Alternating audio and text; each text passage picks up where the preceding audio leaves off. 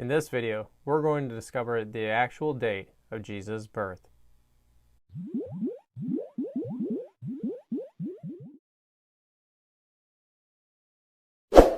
Reminder to hit the subscribe button below and turn on the notification bell to stay up to date as new videos come out.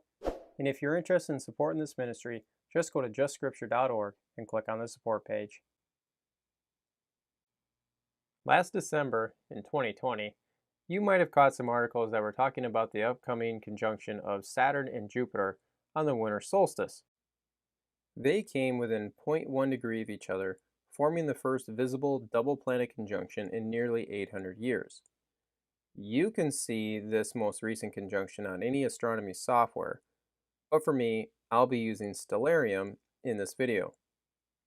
You can even rewind the clock and go back to the 1200s and see the other great conjunction of Jupiter and Saturn that this article was referring to. And since Christmas was so soon after our December 20th one that we just had, is that it brought up the discussion of what were the wise men seeing in the sky on their way to see the newborn king. This author and others mentioned that Johannes Kepler suggested Jupiter and Saturn's conjunction of 7 BC as the star of Bethlehem. Professor Eric van den Eyck wrote a short article about this. He points out the painting Adoration of the Magi by Giotto 300 years before Kepler displaying likely Halley's Comet over top of the depicted manger scene, thus theorizing that this was Giotto's viewpoint because Halley's Comet was visible in 1301, just a couple of years before his painting. Interesting enough is that this view is still suggested by some today. Michael Molnar wrote a lengthy book about this and suggested that the star was an eclipse of Jupiter in the constellation Aries on April 17th, 6 BC. In the Tyndale Bulletin, Colin Humphreys suggested a tailed comet in March of 5 BC that swept from the east to the west. So if you have been writing all these down, we already have 4 different celestial possibilities. Now, what do all these have in common? They all come before 4 BC, the generally accepted year for Herod the Great's death. And since both Matthew and Luke clearly have Jesus being born while Herod was alive, is that he must have been born then before 4 BC. But what's interesting is that the early church was pretty much unanimous in placing Jesus' birth in 3-2 BC range.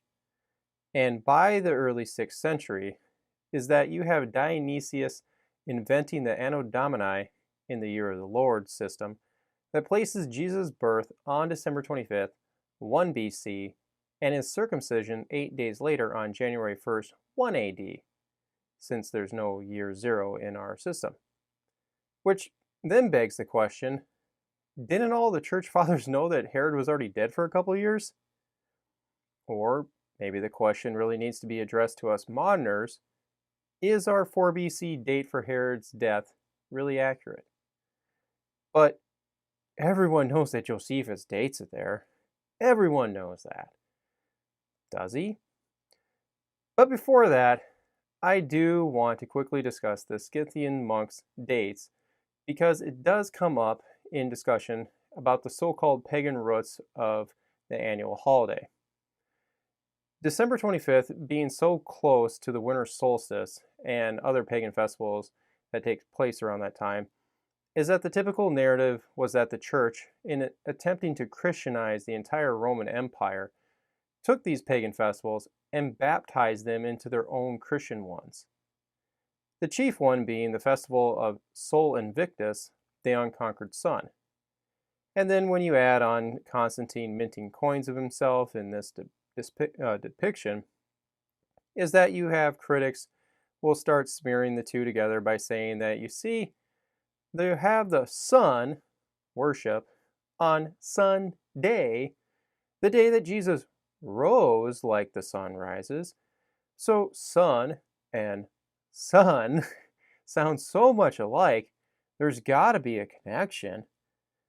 So, it's really easy to go down this whole zeitgeist-like way of thinking And promoters of this really do think that they're going, really Sherlock Holmes on this. But you know what? Let's just roll with this for a moment.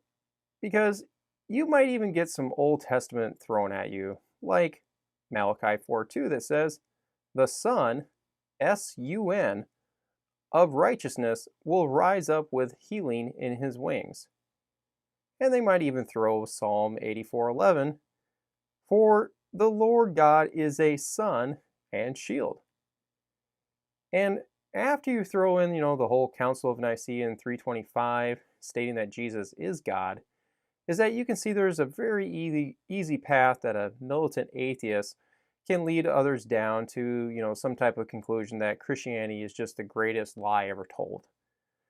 So when it comes to the December 25th debate, it's really a chicken or the egg kind of issue with which came first, the Christmas or Sol Invictus? And the answer is not Emperor Aurelian's inception of the pagan festival in 274. Approximately 70 years earlier, Hippolytus of Rome spoke on this. In his commentary on Daniel, he wrote, "For the first advent of our Lord in the flesh, when he was born in Bethlehem, was December 25th, Wednesday, while Augustus was in his 42nd year, but from Adam, 5,550 years." Now here's the more important piece to the story of December 25th. Jesus suffered in his 33rd year, March 25th, Friday, in the 18th year of Tiberius Caesar, while Rufus and Rubellion were consuls. Now why this is important is because of the March 25th date. It's not a coincidence that March 25th is exactly 9 months before December 25th. A common Jewish belief then was that the patriarchs died on the same day that they were conceived on. This tradition was then applied to Jesus. So, adding the normal 9-month gestation period on, and you get December 25th for his birth. Quickly note that Hippolytus places Jesus' birth in Augustus's 42nd year, the 2-1 BC range. Contemporary to him is Julius Africanus, that put Jesus' incarnation on March 25th, 1 BC, giving you a December 25th birth again. So, we have two prominent church writers indirectly giving a December 25th date before Aurelian instituted the Sol Invictus festival. Their aim was at calculating the upcoming dates for Easter for everyone. The nativity date is simply a byproduct of that. Clement of Alexandria even shows that there were numerous attempts by Christians before Aurelian trying to pinpoint the day of Jesus' birth and his passion. My two recommended books on this topic are Jack Finnegan's Handbook on Biblical Chronology and Thomas Talley's The Origins of the Liturgical Year. What you will walk away with is that Aurelian's institution was an attempt to undermine the Christian holiday. Simply stated, it was the emperor trying to paganize the Christians, not the other way around, because the empire was becoming more Christian and he hated it. And 10 years later, in 286, Emperor Diocletian began widespread Christian persecution in the East, which lasted till 311 when the Edict of Toleration was given by Emperor Galerius. 2 years later, the Edict of Milan, under Constantine, gave the freedom of religion throughout the empire. So, the massive, yet legal, persecution that namely Christians endured was finally abolished after 30 years. And anyone who tries to downplay this period are either really ignorant on the matter, or they do so because they have an agenda at hand. Take your pick. So you see, the famous monk had plenty of precedent to go from, and it had nothing to do with pagan festivals. Similarly, is that the Eastern Orthodox Church celebrates on January 6th, which is a 9-month difference from their calculated April 6, 7 dates of Easter. But the specific day can only be determined once we handle the year of Herod's death. You can see from the table that everyone in the early church put Jesus' birth after the generally accepted modern date of 4 BC. Many reference a regnal year of Emperor Augustus. Some have multiple syncs, which is nice because it shows that they were trying to be as specific as possible. The AUC column is referring to the year from the founding of Rome by Romulus. Now, if you're wondering about the 41st/28th year of Augustus that Tertullian put down, is that his first reference of the 41 years stems from the death of Julius Caesar, and the 28 years stems from Cleopatra VII's death, which occurred nearly a year after the very firmly dated naval battle of Actium, where Octavian, i.e. Augustus, defeated Mark Antony.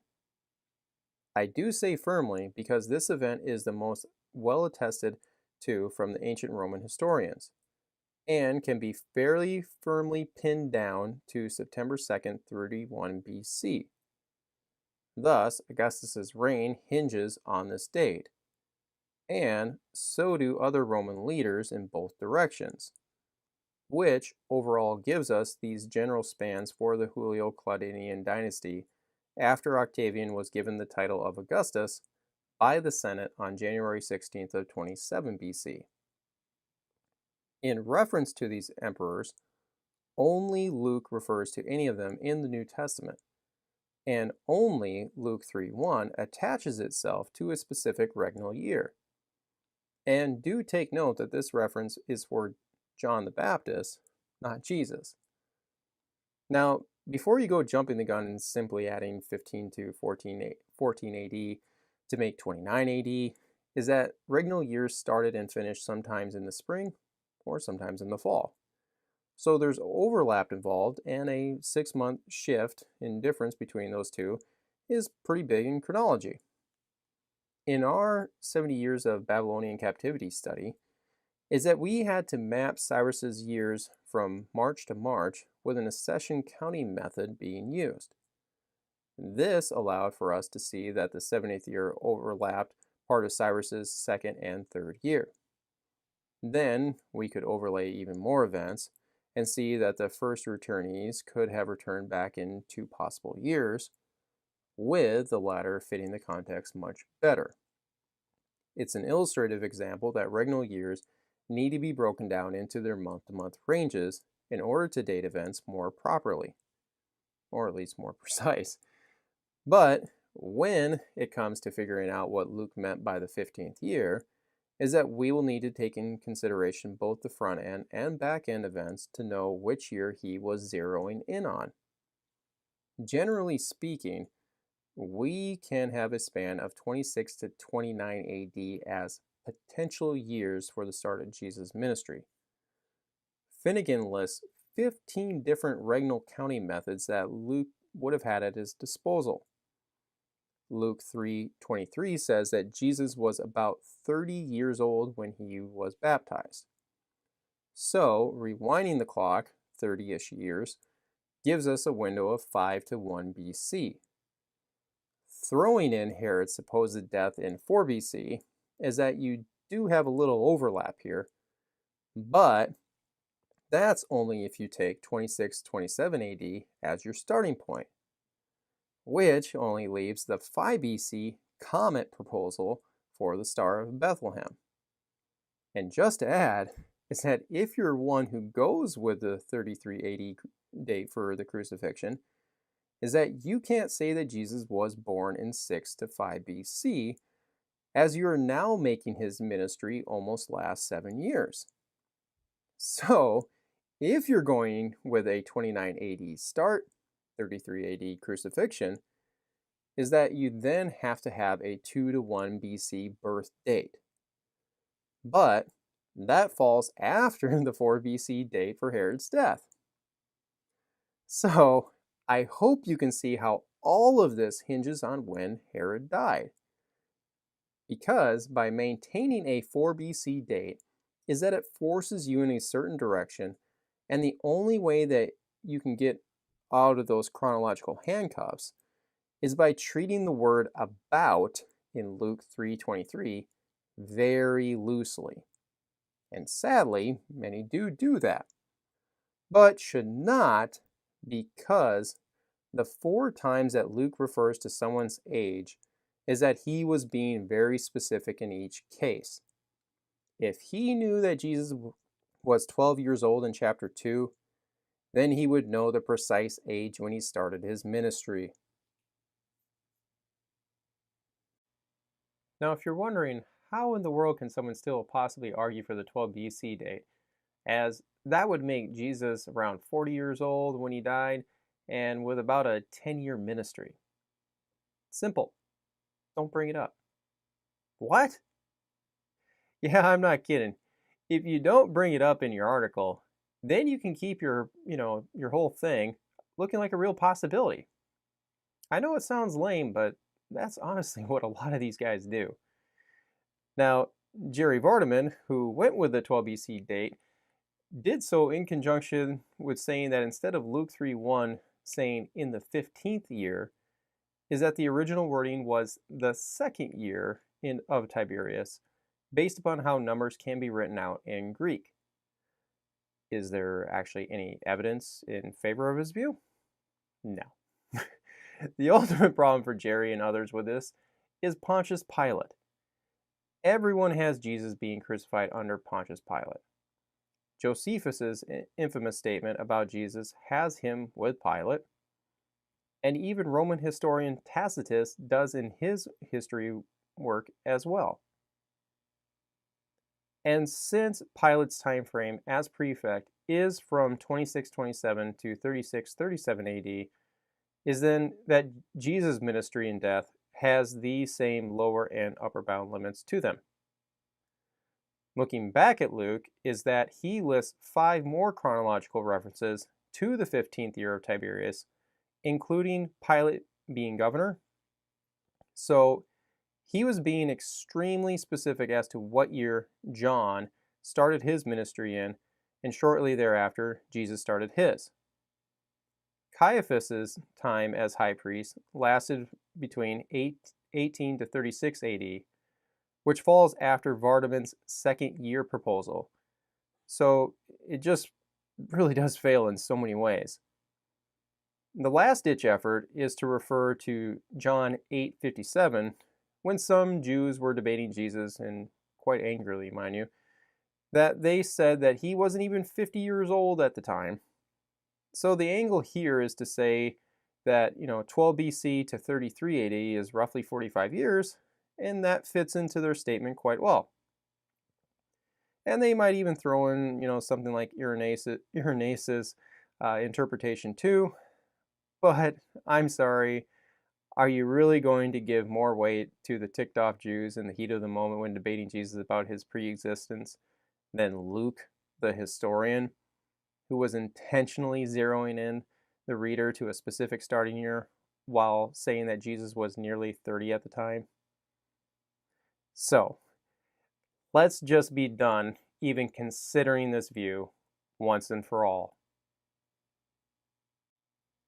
Now let's dive into Herod's death. Our only source is Josephus in his Wars and Antiquities works.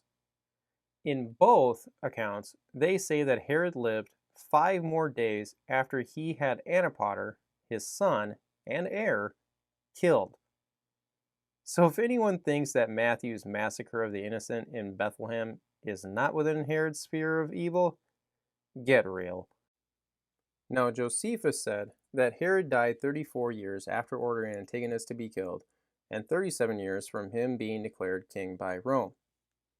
And just a little bit before this, Josephus said that there was an eclipse of the moon. The special note here for us is that this is the only reference to an eclipse in all of Josephus's works. So, he was making it of importance because he tagged it with the event of Herod burning the brave men alive who ripped down the Roman eagle from the temple gate. Now, after Herod's grand funeral, Josephus mentions that the Passover was nearing as well. This helps us as Herod's death occurred sometime between Josephus's one and only ever mentioned eclipse and the annual spring Passover. This then begs the question of when did those two events occur in the middle? Because the natural next step would, and will be, is to find their dates, then add 34 and 37 on and see where we land. But before that is that we can generate a grid of eclipses from NASA's generator. You can see that I selected Jerusalem in the search. You can pick anywhere you like in the world, but this will give us what they would have been seeing at their given time of day. Astronomical dating uses year zero, whereas our calendar does not have 0 AD, so you have to subtract 1 to obtain your BC date. Now, here are all the eclipses from 10 BC to 5 AD, including if they were a partial or total eclipse. So, if you're going with a 4 BC date for Herod's death, is that then you are saying that March 13th's partial eclipse was the one that Josephus was referring to. Simplifying this down is that you can see the eclipses on the left and the converted dates of the 15th of Nisan, i.e. Passover, in the Gregorian dates on the right. So, if for some reason you selected 10 BC as Herod's death, you would then have to argue that the reference nearing Passover was the April 4th, 9 BC 1. For the sake of time, is that we can simply cross out the eclipses of 10 to 8 BC, as there's no way to argue for Herod's death being that early. And the corresponding 10 to 6 BC Passovers are no longer applicable as well, leaving us with the following. Now, we can do more process of elimination by noticing that 5 of these 8 occur after the Passover of their given year. And this would create a very large gap in time to the following year's spring festival. Why those are eliminated is because Josephus mentions that Archelaus brought in the troops to quell any uprising, because the people were still very mad about Herod executing Matthias and the others who tore down the eagle. And this transition period would be the best time for a revolution to commence, as the next king hadn't been officially declared by Emperor Augustus yet, because Herod just got done killing the heir Antipater and had to rewrite his wishes. So in haste, Archelaus sailed for Rome to claim the kingdom in front of Caesar because his brother Antipas was trying to claim the kingdom for himself. So the context does not allow for a long gap in time between Herod's death coming shortly after the eclipse to the following year's spring Passover. So we're down to only 3 possible combinations of eclipses and Passovers, with the given lapse in time between them. Now, you might have noticed that the last eclipse is only 4 days after December 25th. So, if you're going to stick with that exact birth date for Jesus, is that the first 2 eclipse options are out because Herod is already dead. The problem with this birth date is that you are now creating a rather untenable sequence of events between Matthew's and Luke's accounts, because Luke informs us that baby Jesus' presentation at the temple. This is dateable because Luke says that Mary followed the purification period of 33 days after the circumcision of a male son from Leviticus 12. Yeah, that's a mouthful. So, you would be cramming all the events of the wise men's travels, Joseph and Mary booking it down to Egypt, the massacre in Bethlehem, then Herod dying, and finally Joseph and Mary return back from Egypt, where they would likely have to head straight to the temple for the mandated 40th day presentation. So, just be honest with yourself here. Does this really sound reasonable? No. And if you compare the shepherds showing up with the Magi's arrival, is that you have Jesus staying in 2 different spots. Now, I could also argue that Matthew's use of young child is in reference to a toddler, not a newborn. But the defender will say that Luke also used paideon, describing baby Jesus in his birth narrative.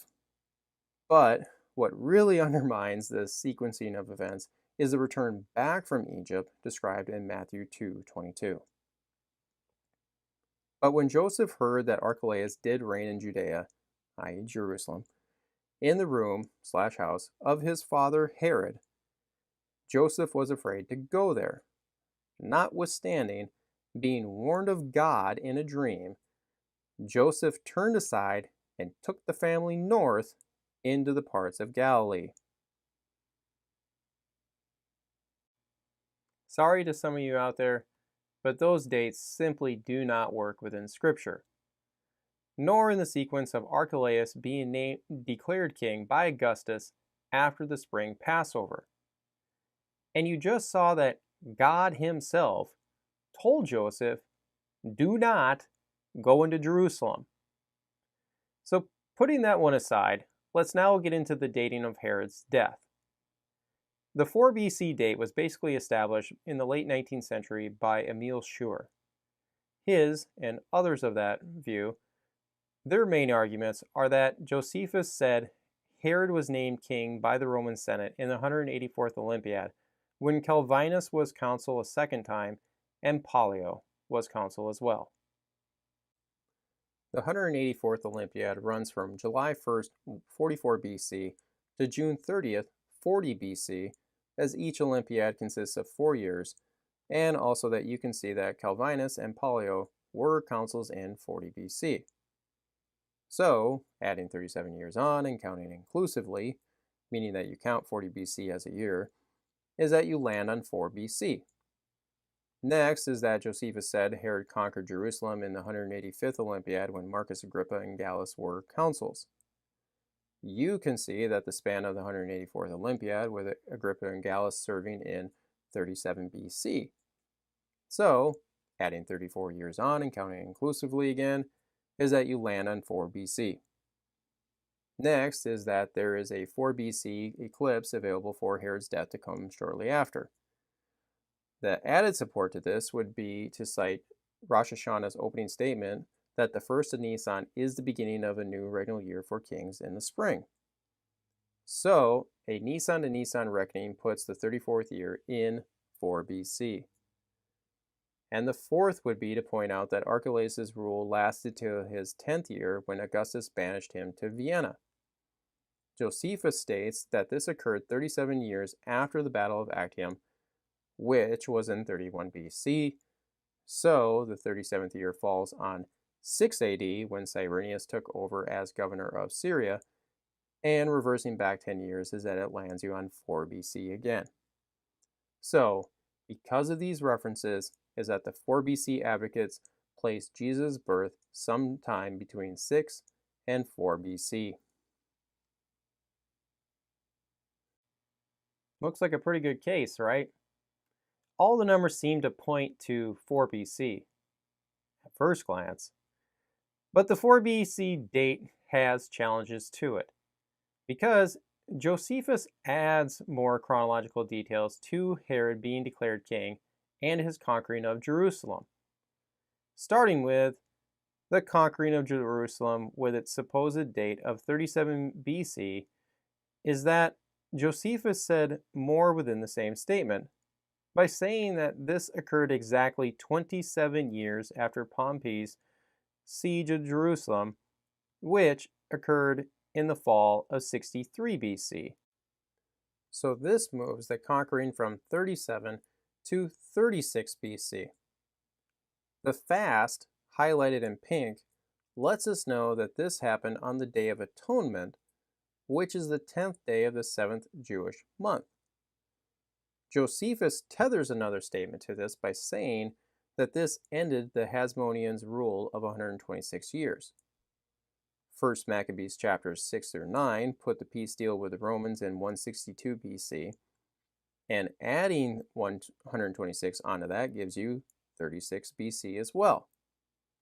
But Josephus included another significant detail about this year. He said that before this was a sabbatic year. Yes, these were still being practiced during the Second Temple period. Josephus explains how every 7th year that the Jews were letting the land rest, as the law required. 2 Chronicles explains that Israel's failure to keep it was part of the exiling punishment. And as such, the returnees learned this lesson and began keeping it again, as seen in Nehemiah, with the people agreeing to follow the Sabbath land rest rule. What adds to the 36th position is Wacholder's research on the topic, as he found 10 sources that can be dated with great accuracy and historically do fall on intervals of 7 years with significant events attached to them. And this makes a lot of practical sense because if you're going to attack a nation, you might as well do it when their food supply is really at its lowest. It shortens up the siege length considerably. But also on the flip side is that if you're trying to launch a revolt, then your people are also way more available to be organized and fight, like Bar Kokhba tried to do in 132 AD. So, working off of the other 9 is that Herod's conquest must fall on the Tishri to Tishri overlap of 3736 BC, with Herod's 3-month siege taking place during the summer and ending on the Day of Atonement, which, according to Finnegan, is October 25th, 36 BC. 2nd century Roman historian Dio said that Rome did nothing significant in the Syrian territory following the consulship of Claudius and Norbanus. You can see that their consulship was in 38 BC. So, 37 BC is the year of nothing, with the following year, 36 BC, being the year that Herod conquered Jerusalem. So, Herod's first regnal year over Jerusalem didn't start until Nisan of 35 BC. That places his 34th year occurring from the spring of 2 BC to the spring of 1 BC, which the January 10th 1 BC eclipse falls within, but does not allow for the December 29th 1 BC eclipse, as it falls 9 months after this window, and likewise puts the March 13th 4 BC eclipse way before it. In regards to Herod being named king by the Roman Senate, is that Josephus tethers his naming to Titus's destruction of Jerusalem with a 107-year time frame. With the destruction occurring very firmly in 70 AD, and then reversing back, is that it places the Senate's naming in 38 BC. That connects with Josephus saying that the conquering was in the 3rd year of Herod being made king. And one more tethering statement that puts the 40 BC view to rest is that Josephus says that the Battle of Actium occurred in Herod's 7th year, which lands you on 38 BC for the start of his Roman regnal years, and thus puts his death in 1 BC. Another drive-by point is that when he was about to die, Josephus says that he was nearly 70 years old. Why this is a really precise number is that it takes us back to his first position as governor of Galilee.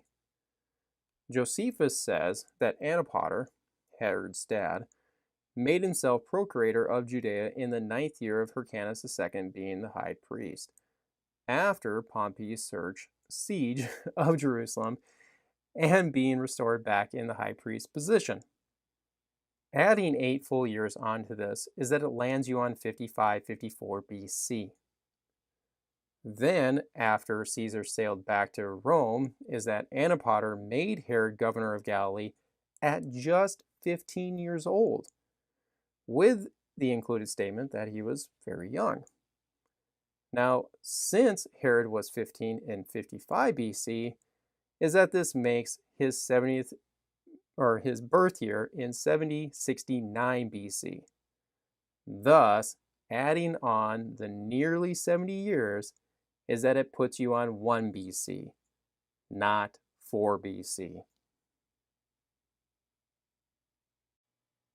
So Herod's death needs to be moved to 1 BC in all the history books, with the celestial events of 7, 6, and 5 BC being eliminated from contention, and recognize that the early church's tradition of 3-2 BC year was and still is the most accurate time frame for Jesus' birth.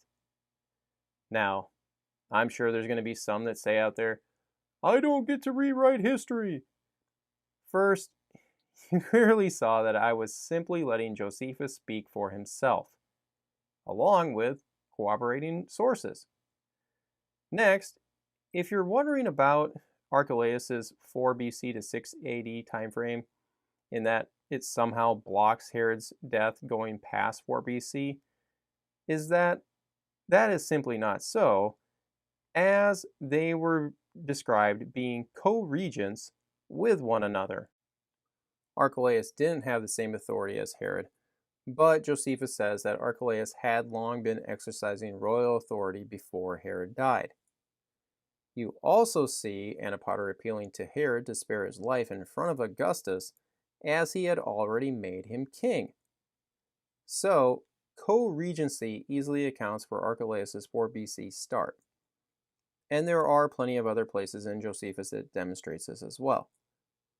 The most likely counter to this is that upon Herod's death, Augustus carried out the splitting up of the kingdom amongst Herod's remaining sons. Philip the Tetrarch, who we saw listed in Luke 3:1, has his death and reign recorded by Josephus, saying that he died in the 20th year of Tiberius, and that he reigned as Tetrarch for 37 years. The 20th year being 34 AD, while using the Julian system, and reversing back from this takes you to 4 BC. So it seems like this limits Herod's death to 4 BC. However, David Beyer took up the issue and dug through all the available manuscripts and copies in the British Museum and the Library of Congress to see what was actually recorded.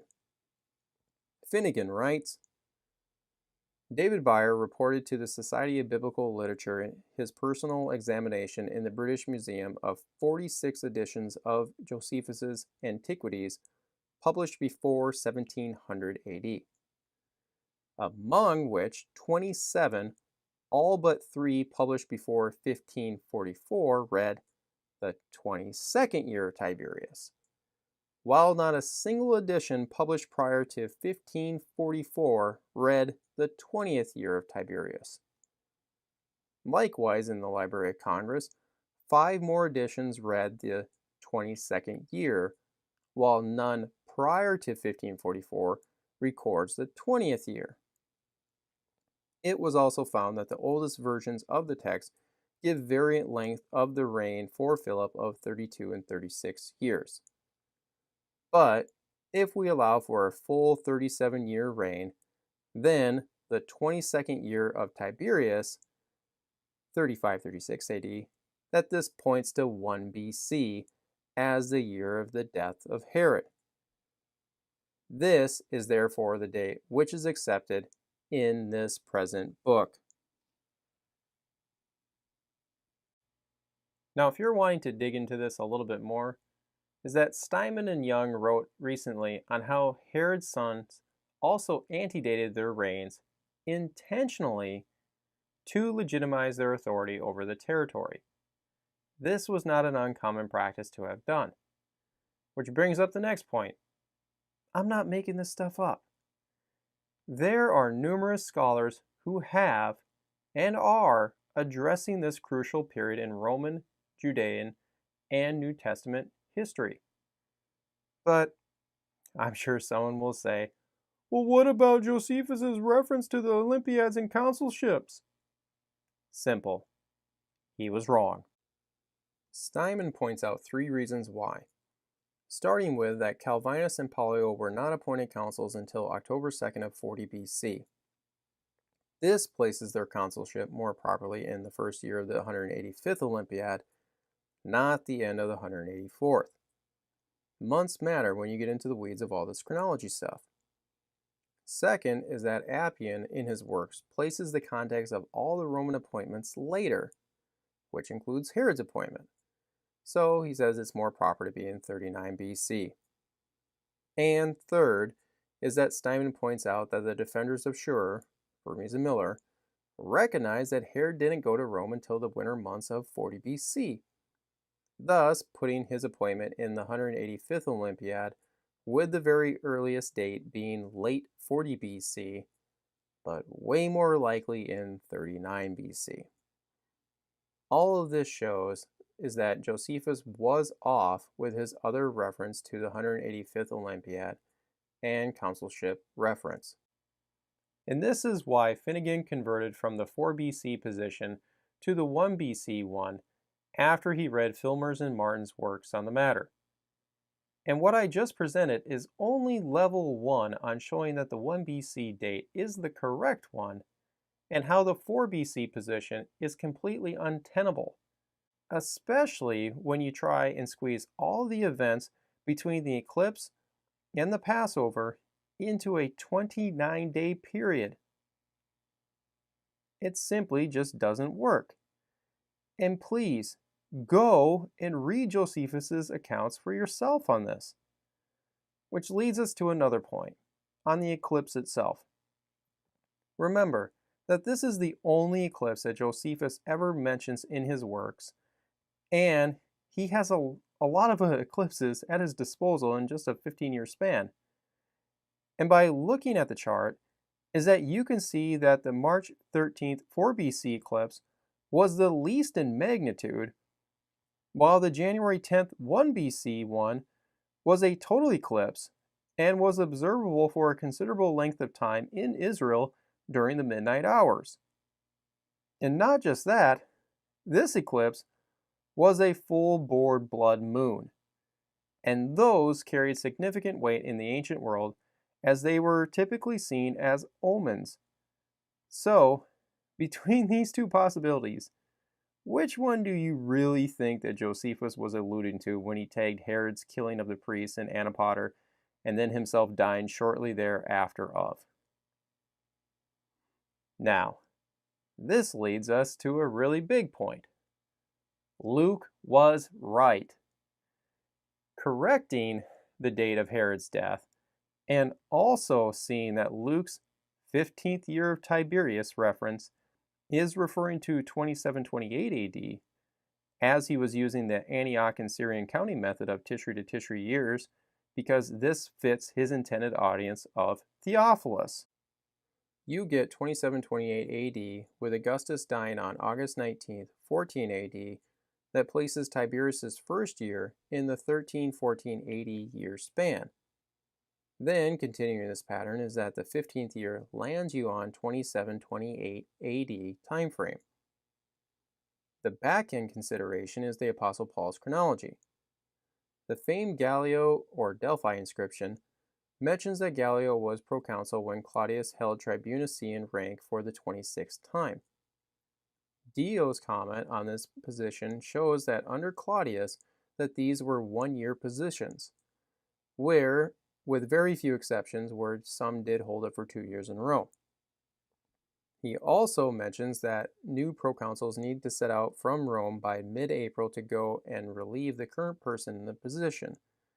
So, a proconsul would likely have started in May or June. So, putting these three pieces together is that Claudius's 26th time as tribunician would be from January 25th, 52 AD to January 24th, 53 AD. Now, since Gallio was already proconsul, is that we reverse back with him by a year that places his start in May or June of 51 AD. Paul comes into play because in Acts 18:12 it says that he was tried before Gallio when he was proconsul. And this likely occurred at the beginning of Gallio's term, as it would have been the best time for the annoyed Jews to try and get Paul arrested, as a new proconsul wouldn't know who to trust that well upon arrival.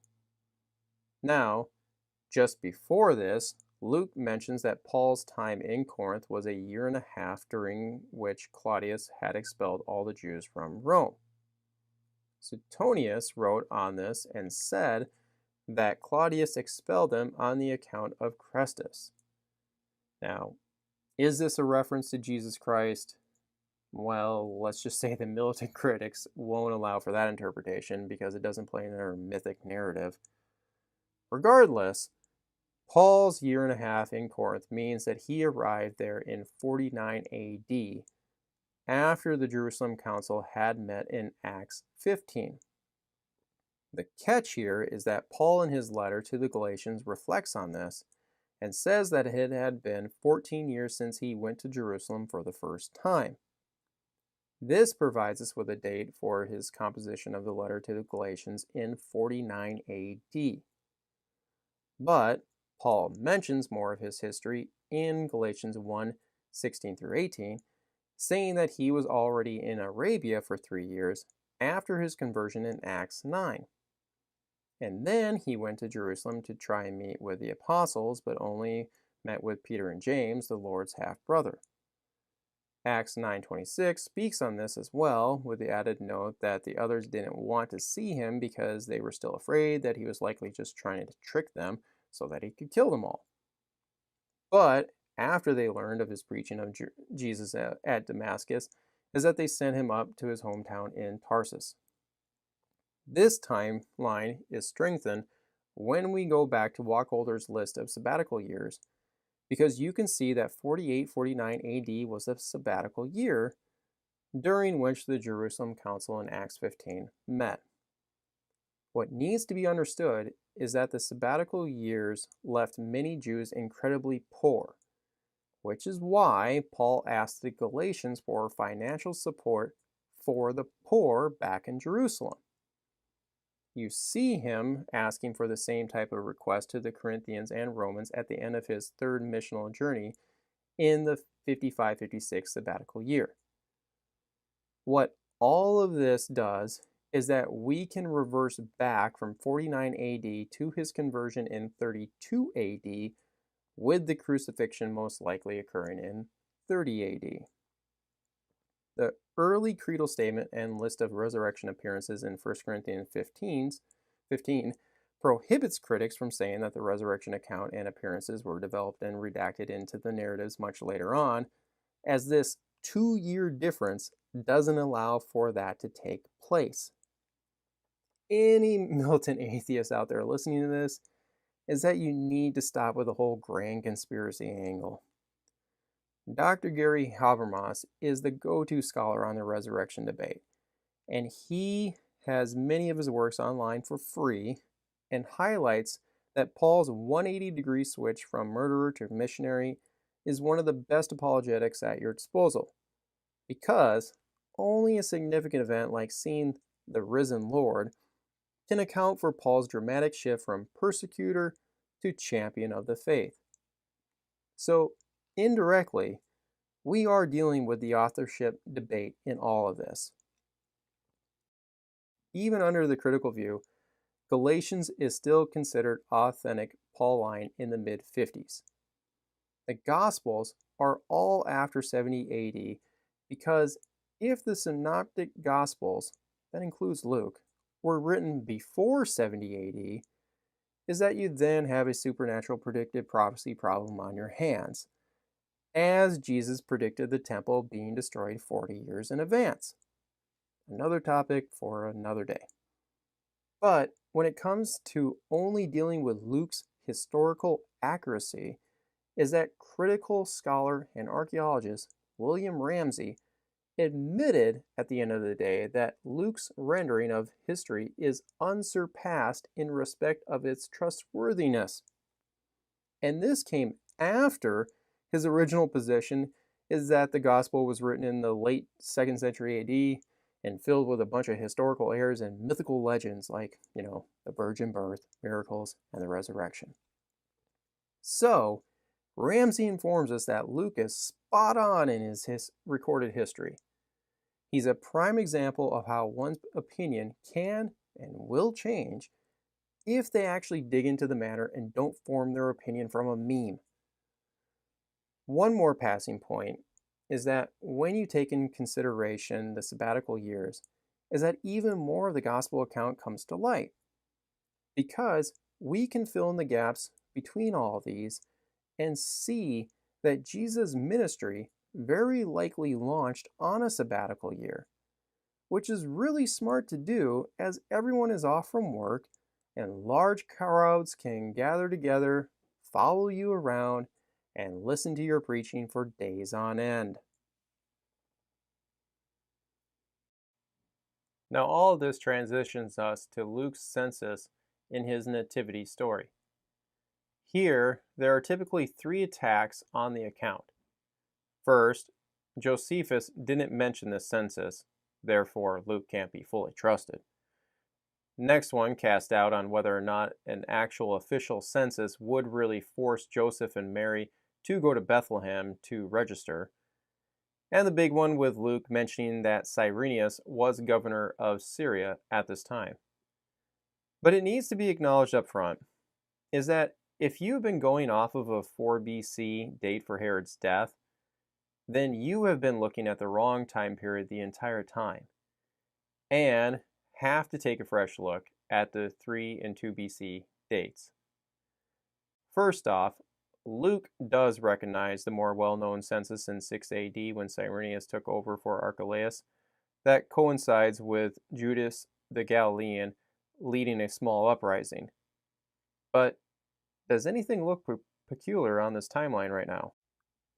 6-7 AD was a sabbatical year, which is a perfect time to conduct a census.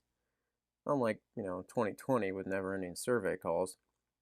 But this sheds some new light with the 2-1 BC sabbatic year in proximity of Jesus' birth. Now, because Herod died in 1 BC, is that the artificial governor of Syria gap that Schur and others create from 4 to 1 BC or to 180 goes away when it's recognized that Varus served as governor twice, as Josephus has him taking over for Saturninus and had to stop a Jewish revolt that ensued after Herod's funeral and spring Passover. This war had messianic tones all over it. And Tertullian, who dated Christ's birth in 3-2 BC, said that the census was taken by Saturninus. And this statement doesn't undermine what Luke wrote, because guess what? Cyrenius was governor of Galatia at this time. Roman historian Tacitus wrote about all the great honors that Augustus bestowed upon Cyrenius, with Tiberius giving him a grand funeral in 21 AD.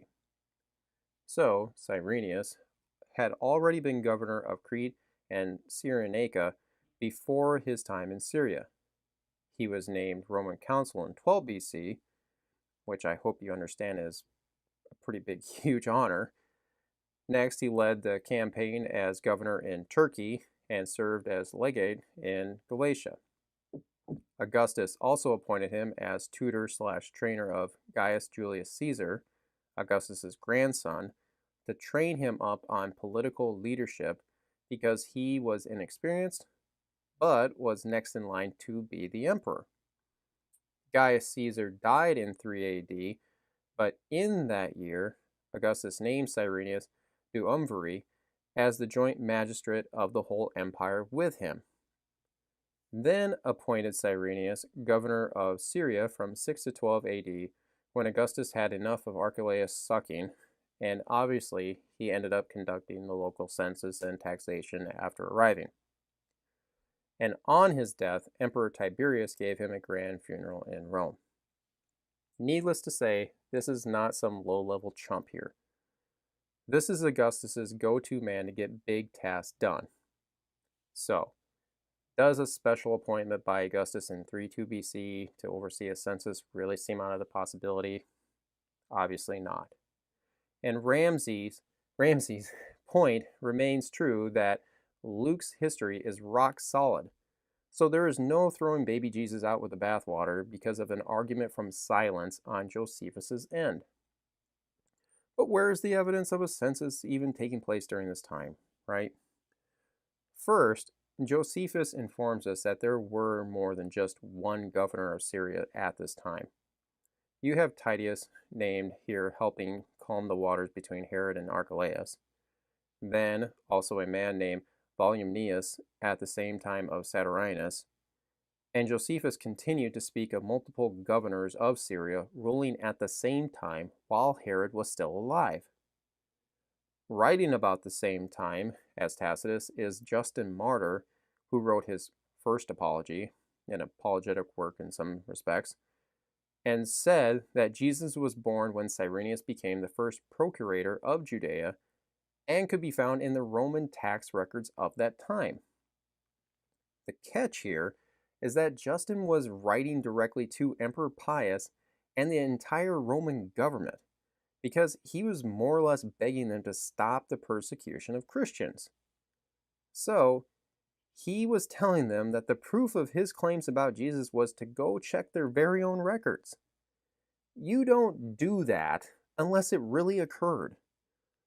The interesting thing about Justin calling Cyrenius a procurator instead of governor is that Tacitus, in his biography about his father in law's conquest of Great Britain, said that two men were set over the Brits.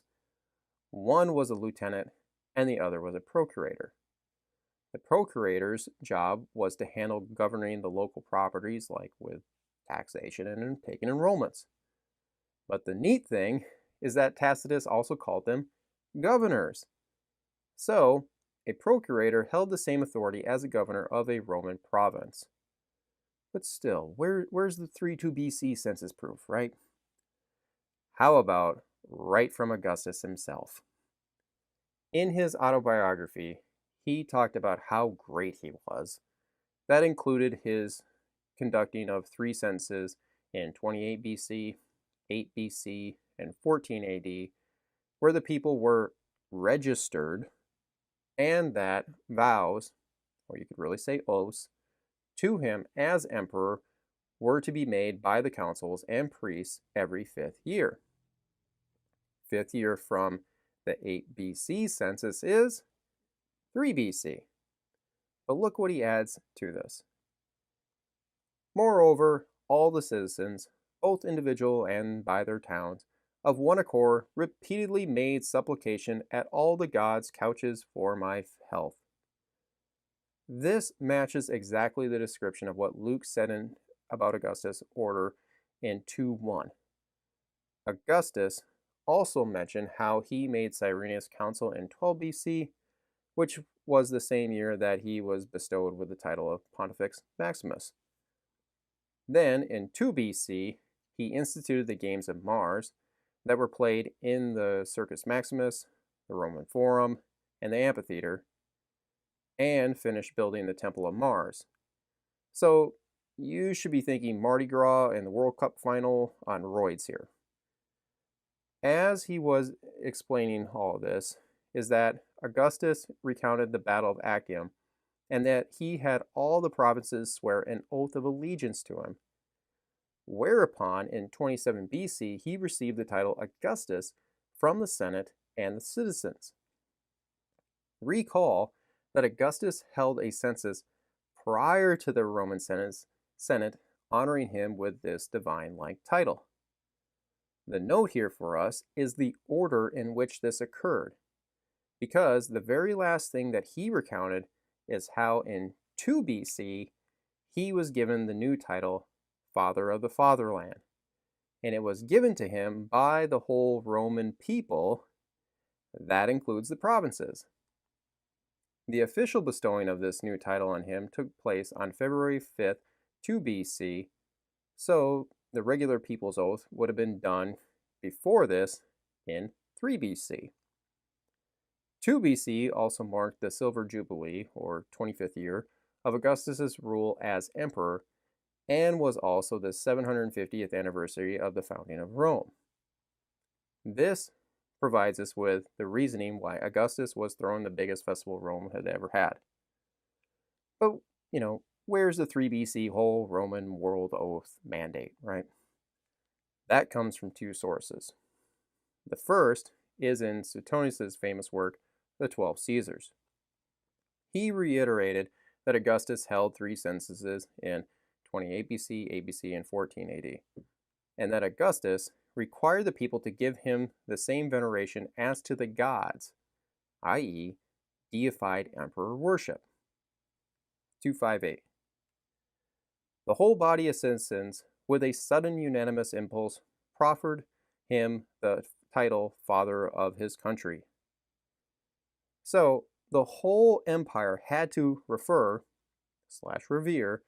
Augustus with this new title and Suetonius adds that it first started with the commoners, which would have been conducted in 3 BC. This follows the same pattern that we saw in 28-27 BC with his new title as Augustus. In the book Roman Civilization by Lewis and Reinhold, is that they have the actual oath that each person had to give during the 3rd year from Augustus's 12th stint as consul, which was in 5 BC. That places the 3rd year from it in 3 BC. But where does it say that the Jews in Judea had to do this? That brings us to our second source, Josephus. He wrote, "Accordingly, when all the people of the Jews gave assurance of their goodwill to Caesar and to the king's government, these Pharisees did not swear, being above 6,000 of them." Notice that all the people were made to do this, but 6,000 Pharisees refused to do so because they were not going to bow down and honor the emperor this way as he demanded them to do so.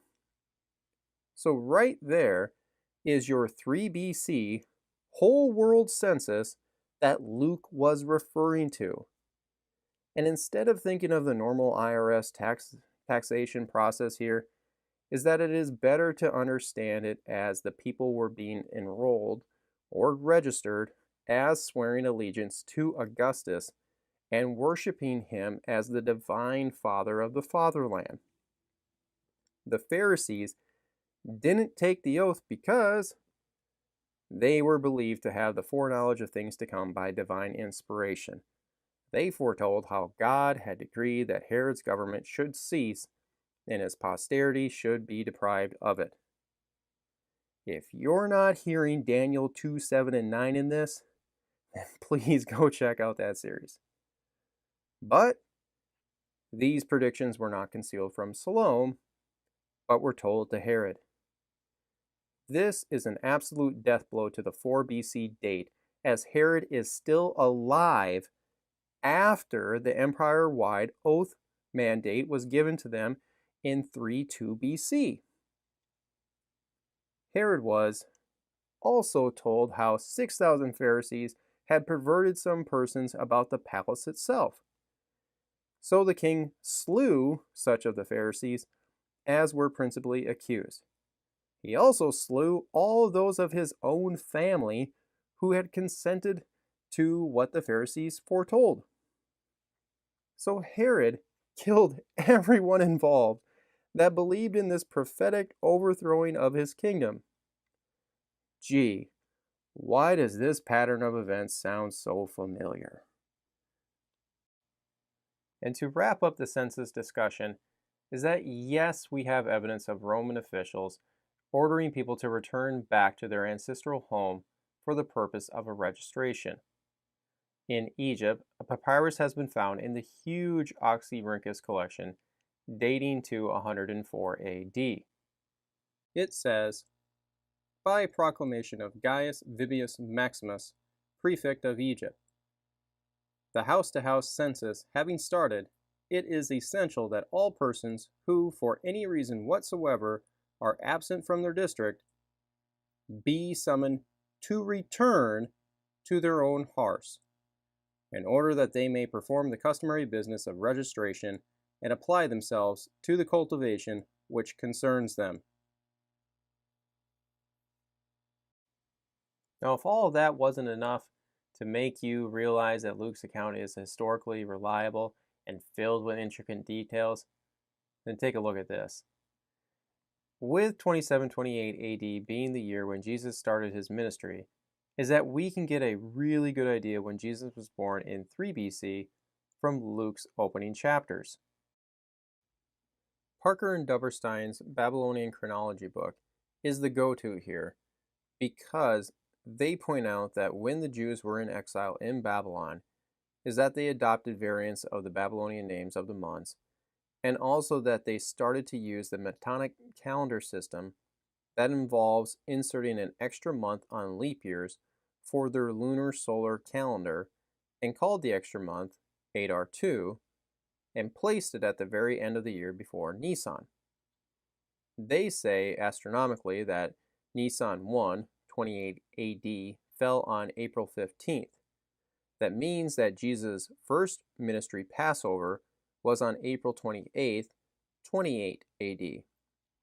And since his baptism, 40-day temptation, and attendance at the wedding in Cana came before this, is that Jesus' baptism occurred roughly, or at minimum, 50 days before this in mid-March of 28 AD.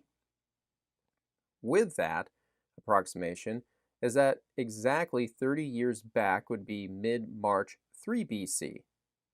But since Luke says about 30 at Jesus' baptism, is that his birth can be assumed to have taken place sometime in the summer or fall months when the Roman census would have been conducted in Judea after the spring festivals of Passover and Pentecost. Our old buddy, Sir William Ramsay, wrote an entire book discussing Luke's birth narrative.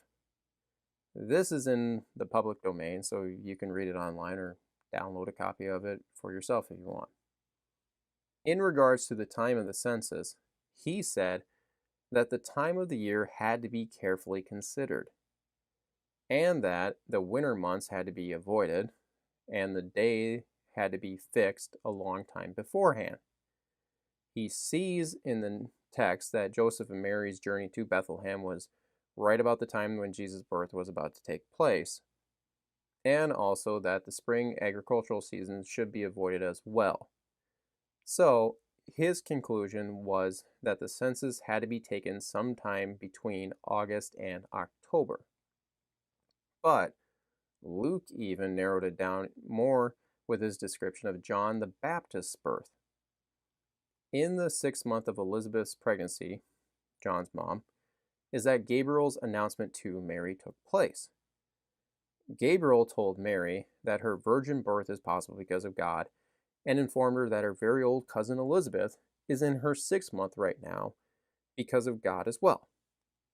Mary went immediately to Elizabeth's, and then from Elizabeth's statement is that we know that in her 6th month was when Mary became pregnant with Jesus. Mary stayed with Elizabeth for about 3 months, right up until the time that she was due with John. So, our timeline is as such between Elizabeth's and Mary's pregnancies. Luke 1:5 starts the story about Gabriel telling Zacharias that he and Elizabeth will have a son in their old age.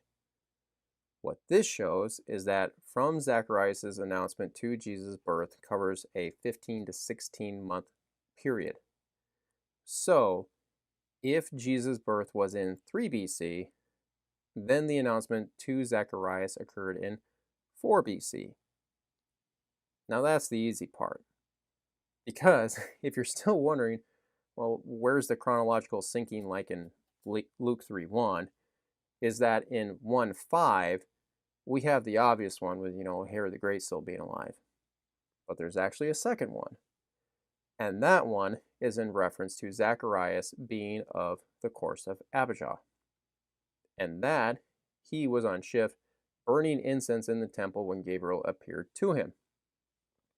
This and other courses for temple support duty was established by King David.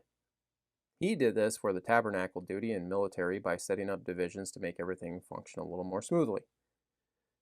1 Chronicles 24 breaks down the divisions along with their ordering that was determined by casting of lots. That set this rotation of 24 different courses, with the 8th one being Abijah's group that Zacharias falls into. 2 Chronicles and 2 Kings tells us that these courses were 1-week shifts, starting on a Sabbath and finishing on the next Sabbath. Josephus basically copies this with some additional comments and even mentions that the Maccabean family was part of the first course. Now, since these were 1-week shifts, is that 2 cycles of duty would be completed in a given year, as this totals up to 48 weeks. But this leaves 3 weeks off of a normal lunar year and 7 off of a leap year where they inserted Adar 2. The Jews had to keep the Passover in the spring in order to wave the first fruits during the festival of unleavened bread. So the intercalary insertion prevents the eventual drifting back of holidays into earlier months. If you ever looked at a Muslim calendar, you'll always see Ramadan kind of shifting around because they stick to a straight lunar calendar of 12 months, 30 days. So it's 360 compared to 365. There's always this drift going on. 2 Chronicles 5 describes how all 24 courses were present to help out with the duties during the 3 major festivals because the whole nation would be gathered in Jerusalem for them. So, 3 Sabbaths on a given year had all of the courses working at the same time, and this is essentially hits the pause button on the rotation. So, between the 2 cycles and 3 festivals is that you now have 51 total weeks accounted for. But at this point in the topic is where all the ifs come in, because 51 weeks goes over into the next normal lunar year by 3 days. So to say that Yoya Reeves always got to start his shifts at the beginning of Nisan and Tishri causes the last course, Ma'azia, to get shortchanged in a normal lunar year. But one also has to consider what possibly happened during the leap years with Adar 2 being thrown in on average 7 times in a 17-year period. Who got those shifts? Because of these unspecified situations, is that some will say that the courses just ran continuously versus restarting all over with Yoria Reeves' course getting always the first slot in Nisan and Tishri. So, where those and the festivals fell rotated through the 19-year Metonic cycle. A possible support to this is that the Seder Olam said that Yoria Reeves' shift was on duty when the Second Temple was destroyed on August 4th, 70 AD, just a handful of weeks before Tishri 1 of that year. This would be proof that the courses were running continuously instead of starting all over the time on Nisan and Tishri. Ultimately, though, our problem is that this is the only recorded instance with a course being described working in a specific month and year that we have at our disposal. So that means that there is nothing to substantiate this either, or any other view for that matter.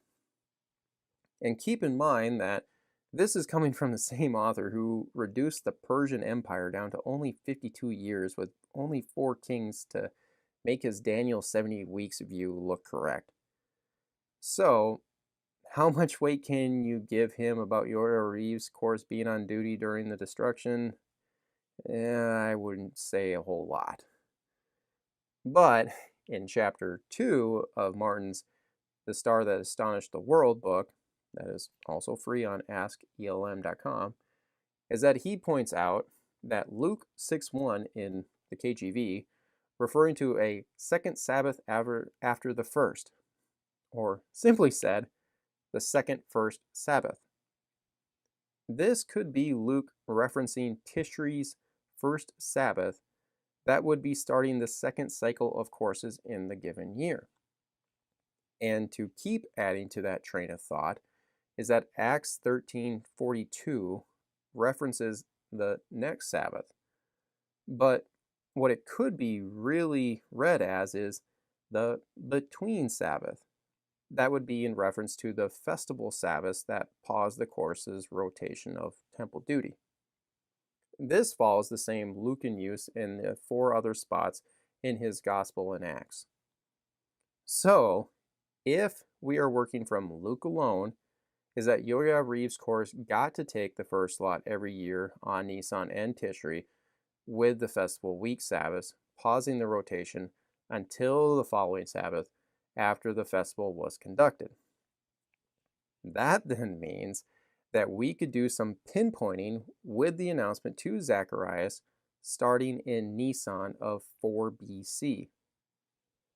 Parker and Duberstein show that Thursday, March 29th, was Nisan 1. So, Yoya Reeves' course would have been March 24 through 31. Then, Yidaya the following week, with Harim starting on April 7th, but the festival interrupts his cycle with all the courses being present for the Passover week. Then Harim finishes his course on April 21st, the following Sabbath. Then we can smoothly go to the course of Abijah, when Zacharias was on duty May 19 through 26. And do note that Luke says that he finished out the whole week even after Gabriel muted him. So, taking May 26 as the earliest date for John's conception is that this places his birth in March 3 BC, just like we found working from Jesus' baptism backwards, thus placing Jesus' birth in September to early October range of that year. All of this shows is that Luke was being very precise with his accounts. That includes his about 30 years old statement as being extremely accurate, that all falls in line with his intent to write an orderly account for Theophilus. Now, if all of that wasn't enough to make you realize that Luke's account is historically accurate, then this is a classic case that until the DeLorean is fully functional, then one just won't accept what is written down. But it just so happens that I do have one. In the stars. Right up front, we need to recognize, and maybe for some to accept, that what Matthew records the Magi seeing is a natural phenomenon, not a supernatural manifestation of God's glory like in a cloud that you see occurring in the Old Testament and sometimes in the New. Nor was it an angel that led them. I show these examples in Revelation where symbolically stars are talking about angels, or better said, heavenly beings, and also Jesus refers to himself as the bright and morning star at the very end of the book. So it's not very hard to present these verses in a way where one could say that this was much like the angel of Yahweh who led the Israelites out of Egypt. The main problem with that is that he has already been born on earth. And the wise men refer to the star as his, meaning that it represents his kingship. These magi were very well known throughout the ancient world and carried a lot of weight. Herodotus, in his famous Histories book, said that the magi came from one of the 6 Median tribes. And when Cambyses, the son of Cyrus the Great, left for Egypt, is that he left a Magian in charge of his family. The famous Greek philosopher Democritus, as written by Diogenes Laertius, that he learned theology and astronomy from Magians. Strabo wrote that the Magi were living in Babylon and mainly were devoted to the study of astronomy, being composed of several astronomer groups. Strabo said earlier in his works that the Magi were even appointed as Parthian kings. Tacitus spoke about how Nero made Tiridates, the Magian, king in 63 AD. Pliny the Elder said that Mithridates, the Magian, brought an entourage with him when he went before Nero, and that they had initiated Nero into their esoteric banquets, with the added comment that Nero was trying to learn how to perform magic from them. And Jewish philosopher Philo of Alexandria said that the Magi were Persians who investigated the works of nature for the purpose of becoming acquainted with the truth, do at their leisure become initiated themselves and initiate others in the divine virtues by very clear explanations. So here is the complete composite secular picture of who the Magi were and their high regard in the ancient world. And all of this mirrors Matthew's description. But what about verse 2's star in the east that they saw? The main Greek word here is anatole, which can be referring to the cardinal direction just like with the Magi coming from the east. It can also be talking about the early morning hours shift from dark to light. Interesting that Zechariah refers to the unborn Messiah as Anatole from on high in his prophecy, but it can also be referring to the celestial rising of stars and planets in the east. The most preferred lexicon today is BDAG, because of the four authors' last names, has as its first entry on Anatole that verse 2 deals with rising because of the preposition and the article, in contrast to verse 1 about the Magi's geographical journey. So verse 2 is speaking about an astronomical rising. Now, if that was confusing, what they more simply meant was, if Matthew wanted verse 2 to be speaking about geographic location, then Matthew would have wrote it in the same manner that he did in verse 1.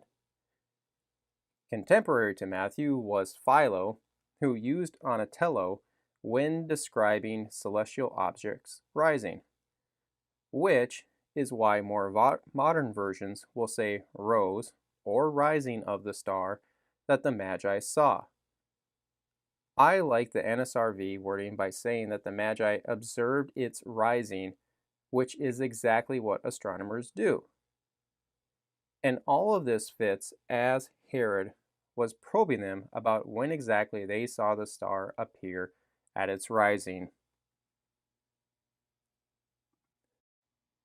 Knowing that these astronomers were looking at a natural celestial event begs the question of, why did whatever they saw trigger in them that that's the sign for that Messianic King of the Jews was now born? Or maybe better worded, where do they even learn such a thing? Because they are pagans after all. Well, by looking at the secular description of the Magi, is that you can see that they are Babylonian and Medo-Persian rooted. In the time that they would have encountered and been interacting with Jews on a continuous basis was during the Babylonian exile period. But when Cyrus led all of those in captivity to freely return to their homeland, is that just over 50,000 Jews actually did go back. This is most likely a very small percent of the total population, like say 10%. So a high majority of the Jews remained in the Babylonian Persian territory and would have been easily still continued to interact with the Magi for the subsequent centuries. But where, or from whom, what have they learned about the Jewish Messiah can only be found in one book in the Old Testament, and that is Daniel. 8 times Magos is found in the Septuagint, and all of them are in Daniel, while he was in Babylon during the exile and working in Nebuchadnezzar's and Belshazzar's court. Oh wow, the critics aren't going to like this, as it only points towards early authorship. And as you can see, is that these astrologers were connected with and to the Chaldeans, just like Strabo said in his description. The two things to take note of is first, Daniel 1:20's comment that Nebuchadnezzar found Daniel, Shadrach, Meshach, and Abednego 10 times better than the Magi who were currently in office. But the more important one is the episode in chapter 2 with the interpretation of Nebuchadnezzar's dream of the statue of multiple metals. And after the utter failure of the Babylonian Magi is that Daniel told Nebuchadnezzar what his dream was and its meaning. And as shown on the chart, is that this is when the Magi got their first lesson in who Yahweh is, and what, and when, his kingdom will be installed on earth. And after Daniel aced this test, then the king made Daniel a great and gave him many great gifts, and made him ruler over the whole province of Babylon, and chief of the governors over all the wise men of Babylon. So you see, Daniel would have been telling these guys all about Yahweh of Israel and how one day he will set up his kingdom on earth. But where does the astronomical connection come in? Well, Daniel would have given them a little Torah lesson about the time when the pagan prophet Balaam blurted out his fourth prophecy on Israel, saying, "There shall come a star out of Jacob, and a scepter shall rise out of Israel, and shall smite the corners of Moab, and destroy all the children of Sheth. And Edom shall be a possession, Seir also shall be a possession for his enemies, and Israel shall do valiantly. Out of Jacob shall come he that shall have dominion, and shall destroy him that remaineth of the city." Right there is your star language connected to the coming Messiah of the Jews. And Daniel would have explained to them that this figure was prophesied by Jacob to come from the tribe of Judah and a descendant of the Davidic kings, but also that this figure was to be the Son of God. And the tethering of Psalm 2 with Numbers 24:17 and Genesis 49:10 perfectly connects together because of the royal scepter and rod language for the Messianic king of the Jews. Daniel would then continue to explain that Judah is represented by the lion. Daniel, the Babylonian Magi, and subsequent astronomers would easily connect these thoughts together and astronomically be thinking of the Leo constellation. Now, before you go thinking that I'm saying that the Bible is endorsing astrology and horoscope reading that ultimately leads to fatalism, is that I am not. The Old Testament is clear that this practice is forbidden because it's idolatry, because it's directly connected to the worshiping of pagan gods. But straight astronomy by itself is not prohibited. There's actually quite a bit of it in the Old Testament, starting right at the beginning with creation, as God said that the stars and lights in the sky were created with the purpose of serving as signs. And they do serve as signs with the day of the Lord judgment with them by not giving their light. All you have to do is go see the book of Joel as well for the clearest portrayal of this. Both Isaiah and the psalmist say that God names all of the stars, which is part of God's response to Job, in that he is the one who arranged the stars in their constellations, with some of them being part of the 12 signs of the zodiac, called the Matzerah in Hebrew. Job earlier said that God is the one who made the constellations. The chambers of the south verse, or quote there in verse 9, could be in reference to the Southern Cross. Job later made reference to the crooked or fiery serpent in the heavens that could be a reference to the constellation Draco, the dragon. Amos 5:8 says that God is the one who made the 7 stars. Now, the 7 stars in the KJV is also the same word in Job 9:38 for Pleiades. But if Amos is referring to the 7 largest visible lights in the sky, is that this would be referring to the sun, moon, and the 5 planets that can be seen with the naked eye. These would be understood as wandering stars as they appeared to move throughout the constellations and weren't fixed in a fixed motion, or stationary like the North Star. You can see Ptolemy's 7 planetary spheres that he used in his geocentric model in the 2nd century AD. Now, back to the Bible, is that Psalm 19 says that the heavens declare the glory of God. They utter speech and show knowledge and have a voice. So, we have 4 statements that say that the heavens teach us theological insight in some manner. I repeat, we are not talking about horoscope reading, fortune telling, or fatalism here. Verse 4. Their line goes out through all the earth, and their words to the ends of the world. In them hath he, God, set a tabernacle for the sun. This is in reference to the ecliptic, an apparent line that the sun appears to travel on throughout the year as it moves through the 12 zodiacal constellations. Each month, the sun appears within a given constellation, as each zodiacal sign is given 30 degrees, but the ancients saw this as the sun covering it or clothing it. And before this, the psalmist said that God ordained all of them, i.e., put them in order and motion, so that they would serve as signs to the ancient Israelites, as said in Genesis 1:14. Now, this might sound convincing to some of you out there, but to others, I still can imagine that some of you are thinking that I'm just taking this in the direction that I want. I am not, because there have been numerous zodiacs found in the remains of first century Jewish synagogues in Palestine that demonstrates that the Jews were observing the heavens for insight.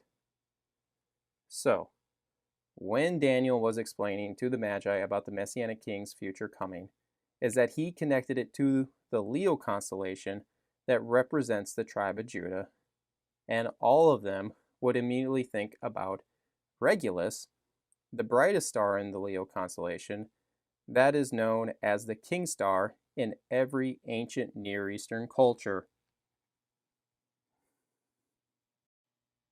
Now, this is a starting point for the Magi, but Regulus was not the star, as verse 9 describes the star continuing to move before the Magi, and that it stopped over top of Bethlehem. Regulus appears to be constantly moving from its rising in the east to its setting in the west. So this description simply does not fit the bill with what the Magi are describing. But we can safely know that Regulus and the Leo constellation are part of the equation. And because they are, is that the 7 BC proposal of the triple conjunction of Saturn and Jupiter are thrown out because in each instance, Jupiter and Saturn's conjunction with one another do not even come close to taking place in the Leo constellation. A reply might be that the conjunction is in the Pisces constellation, or the fish constellation, and since Jesus is the fisher of men, that this somehow works. But one's own dreamed up rationalization does not and will never overrule what Scripture says. And Genesis 49 and Numbers 24 are quite clear on the matter. So, the 7 BC conjunctions fail both chronologically and scripturally. The Magi would not even consider them to be the sign that the Jews' Messiah had been or was about to be born. But this does bring up the idea of when would the Magi have expected to be looking for a celestial sign that the Jewish Messiah was about to be born? Conjunctions happen regularly enough, so they would have had a general time frame in mind to think, okay, that's the celestial sign, and it does fall within the expected window for the Messiah's coming. And that takes us right back to Daniel in chapters 7 through 9. Chapter 7's 4 beasts perfectly align with the statue in chapter 2. And the fourth empire is Rome, as they were the ones who conquered the Greek Empire and its 4 sub-kingdoms. Whether you agree with this interpretation or not is that it does not matter, because those in the first century did, like Josephus stating right here that Rome was the 4th predicted empire. And just to add a little salt into the critic's wound, is that Josephus was an early dater of the book of Daniel. Now, chapter 7 is quite clear that the inauguration of God's kingdom will be led by the Son of Man, going out and conquering the 4th empire and its little horn ruler. This figure, the Son of Man, is the Messiah, as all the descriptions link together with one another.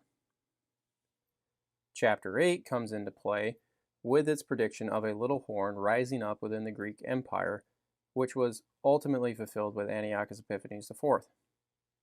But the distinction between chapter 7's little horn and chapter 8 is quite clear and apparent, as it prevents the equivocation that critics try to make between the two.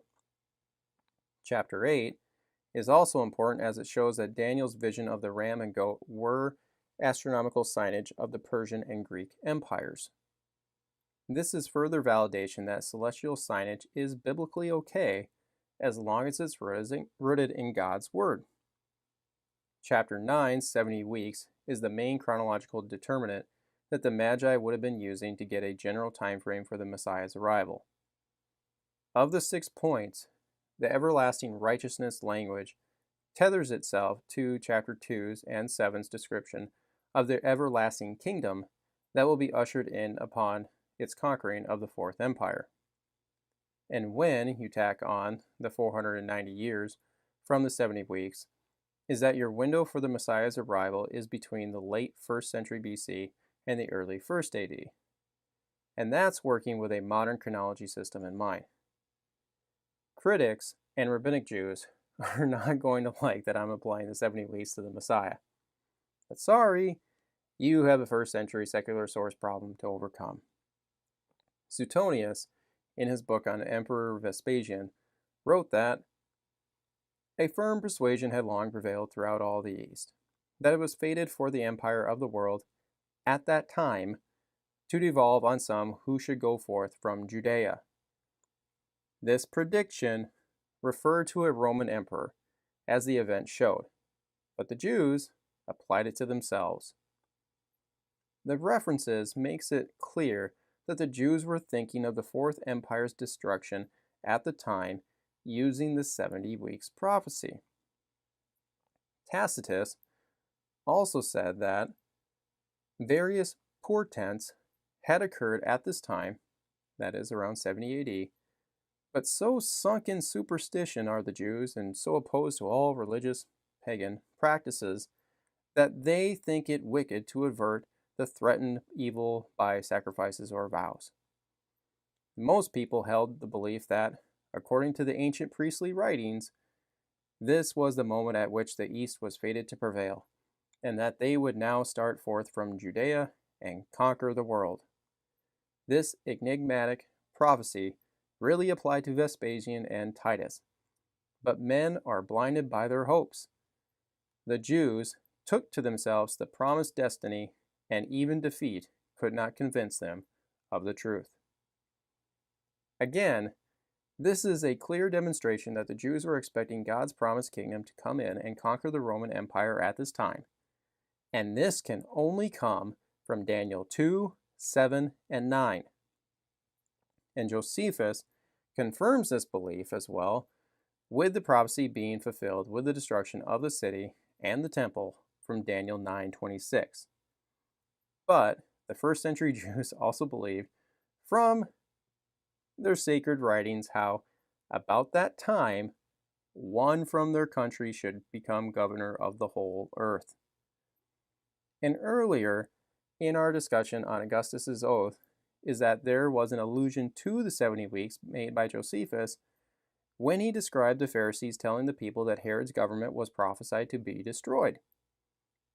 And prior to this, you have the Essenes, who were very, very likely the Qumran community who harbored the Dead Sea Scrolls, writing in what is called 11Q Melchizedek. They cite Isaiah 61:1 with the Messiah proclaiming liberty to the captives and tying that verse to Melchizedek, who is only found in Psalm 110 outside of Genesis 14. They say that he will forgive and atone for his people. Then ties this figure to Elohim, who sits in the divine council from Psalm 82. And here comes the Daniel 9 reference. Your Elohim reigns. Its interpretation, the mountains are the prophets, and the messenger is the anointed one of the Spirit, concerning whom Daniel said, until an anointed one, a prince, from Daniel 9:25. Right there is your 70 weeks Messiah interpretation prior to Christianity. And then they wrap more of Isaiah 62 around this figure as the one who will proclaim the gospel with the final line that flat out calls him God. You would almost swear that this meshing of these four passages together was done by a Christian, but in fact was coming from a Jewish community over 100 years prior to Jesus. And in a different article of Wacholder's, is that he wrote about how all the early 1st century AD messianic movements were tied to the 70 weeks prophecy. All of this demonstrates that the Magi would have known the general window of time to expect the Messiah's arrival. And then all they would need to do was to look up into the sky during this time for celestial signage in the Leo constellation to alert them that the Messiah's arrival had occurred. Now, with this window of time in mind, is that we can narrow our scope down considerably because Herod's massacre of the innocent was with all boys 2 and under in Bethlehem at the time based upon what he got out of the Magi when he asked specifically, when did the star appear? This settles the discussion on the interpretation of Paideon in Matthew.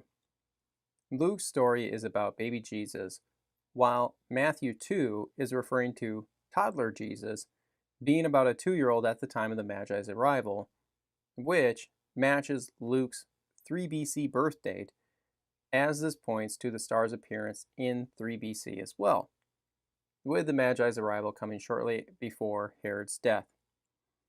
All of this demonstrates a perfect harmonization of Luke's and Matthew's accounts.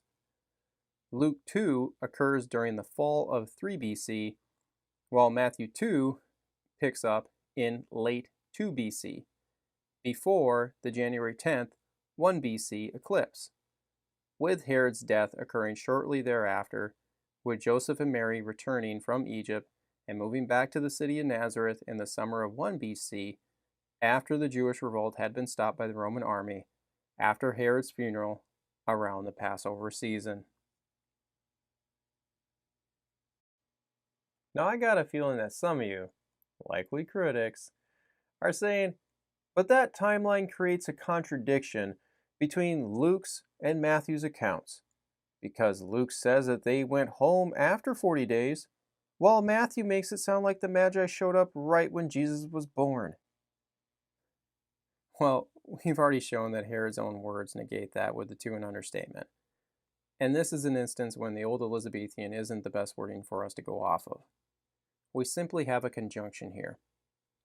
What should be driving this is that genao is inflected in the aorist tense, meaning past tense. And because of Herod's words, the Magi's, and the Paideon description is that modern versions will say either after Jesus was born or now after Jesus was born, denoting that some amount of time had passed, as this comes right off of 1:18 through 25's birth narrative that was focused around Joseph's experience, while Luke's centers around Mary's. We know the story well with him wanting to divorce Mary secretly, but Gabriel says, don't, she hasn't cheated on you, but she's bearing the Messiah inside of her right now. And from that, Joseph took Mary as his wife, but waited until Jesus was born that he and her would consummate their marriage. So, there is a span of time involved between the close of chapter 1 and the start of chapter 2. So, Matthew 1's events, with Joseph in focus, occurred sometime between John's birth and the census mandate that made them go to Bethlehem. So chronologically, it goes Luke 1, Matthew 1, Luke 2, then Matthew 2.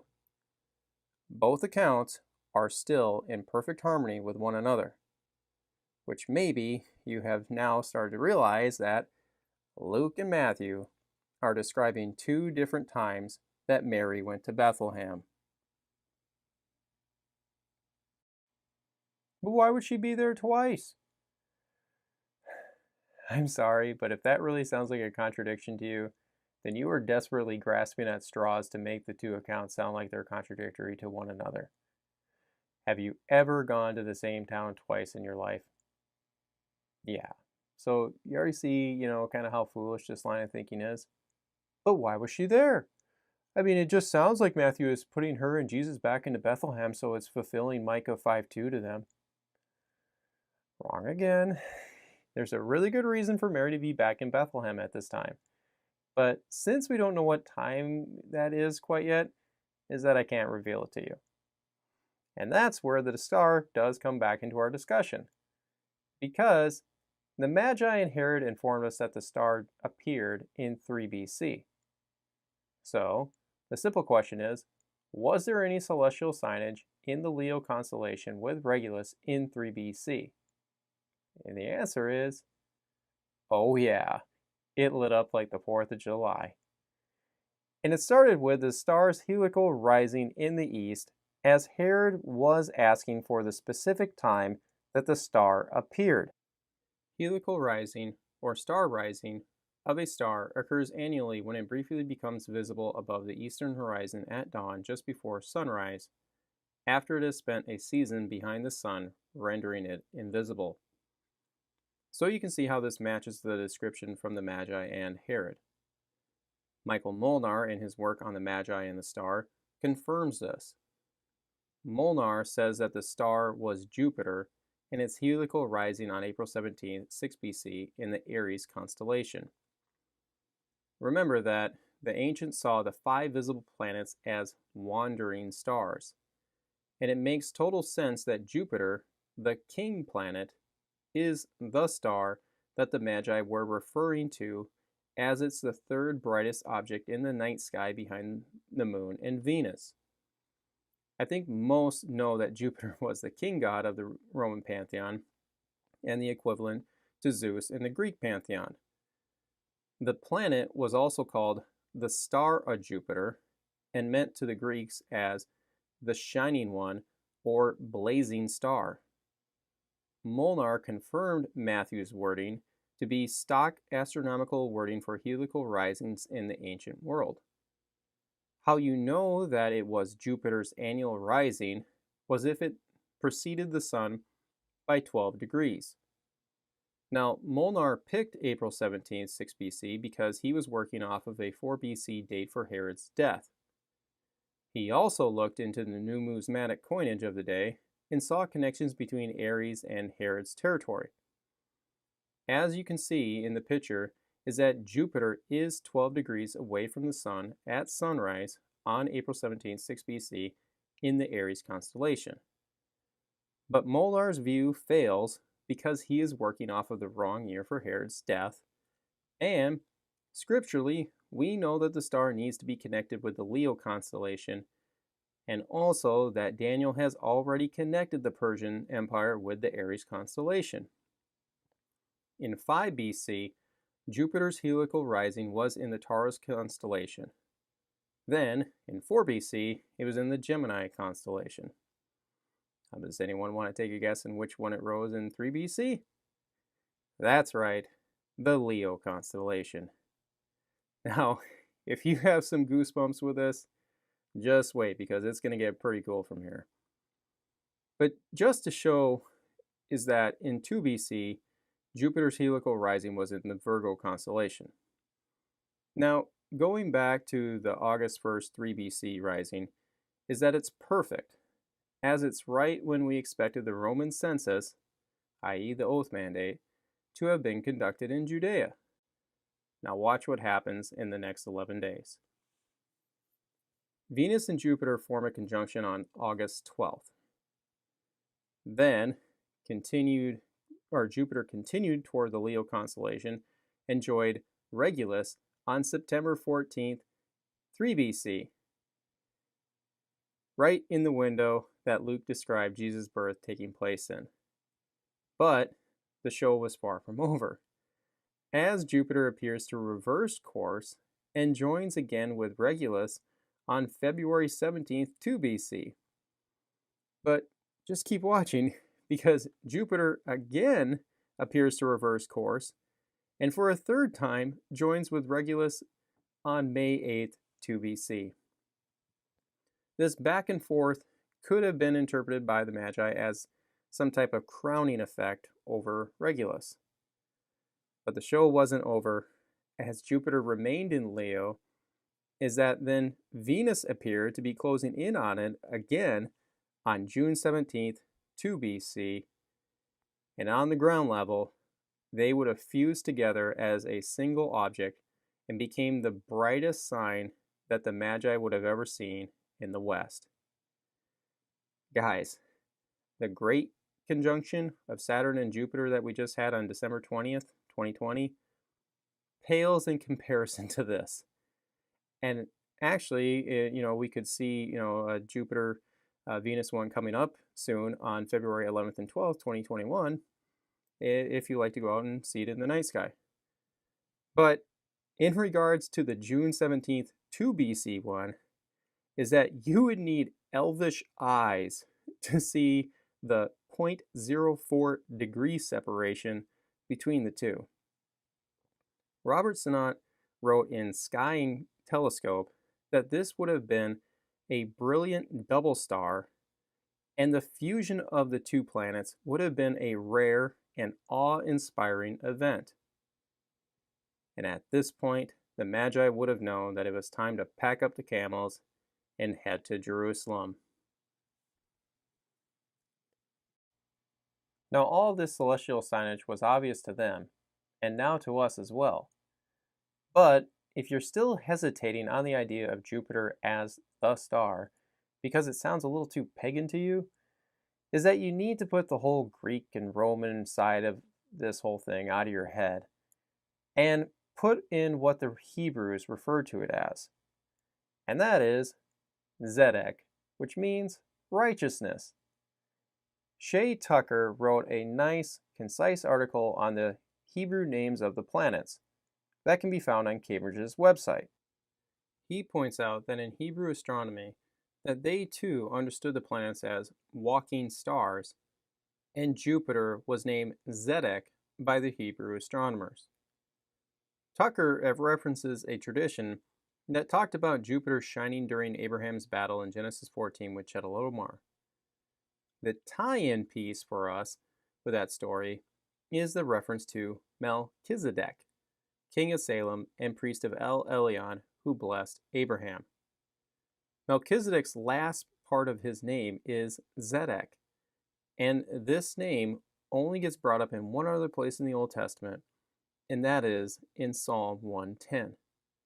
And that is in reference to the second Lord in the scene, who sits to the right hand of the first Lord. And as said, Melchizedek is composed of two words, Melech and Zedek. Melech is the word for king, so Melchizedek means king of righteousness.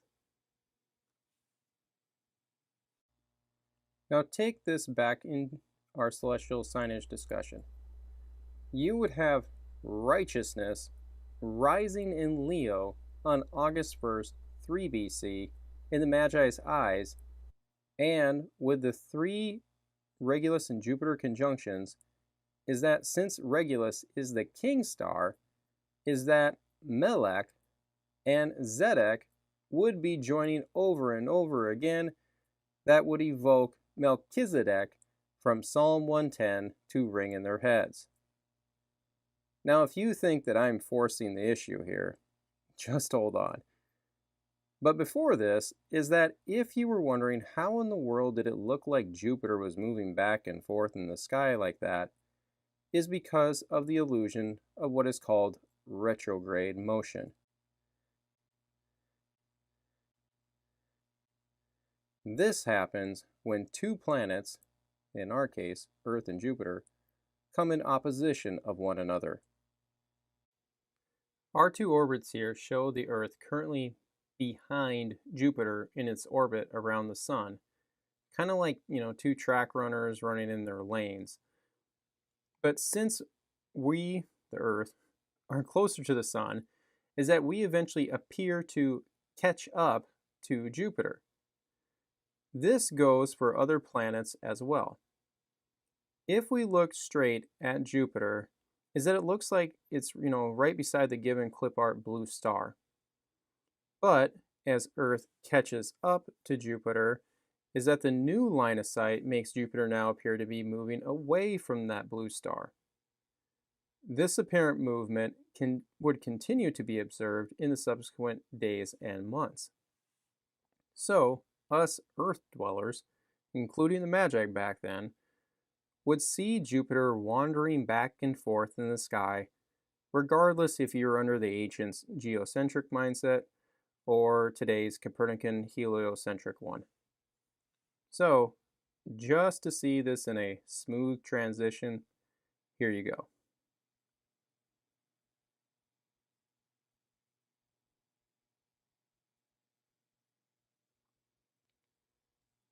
And putting Leo in the background is that you can see the example now moving forward and backward around Regulus.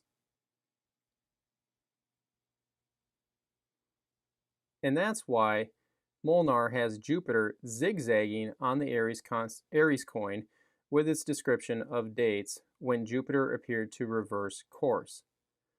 But going back to our 3-2 BC display is that you can see the same apparent forward, then backward, then forward again movement of Jupiter around Regulus. And this explains the Magi's description of the star, i.e. Jupiter, that continued to move before them. But then it came to a stop by standing over top of Bethlehem. So, continuing on from June 17th to BC, is that you see a clustering of planets on August 26th. Could have this meant anything to the Magi? Hard to say because nothing in Matthew indicates that.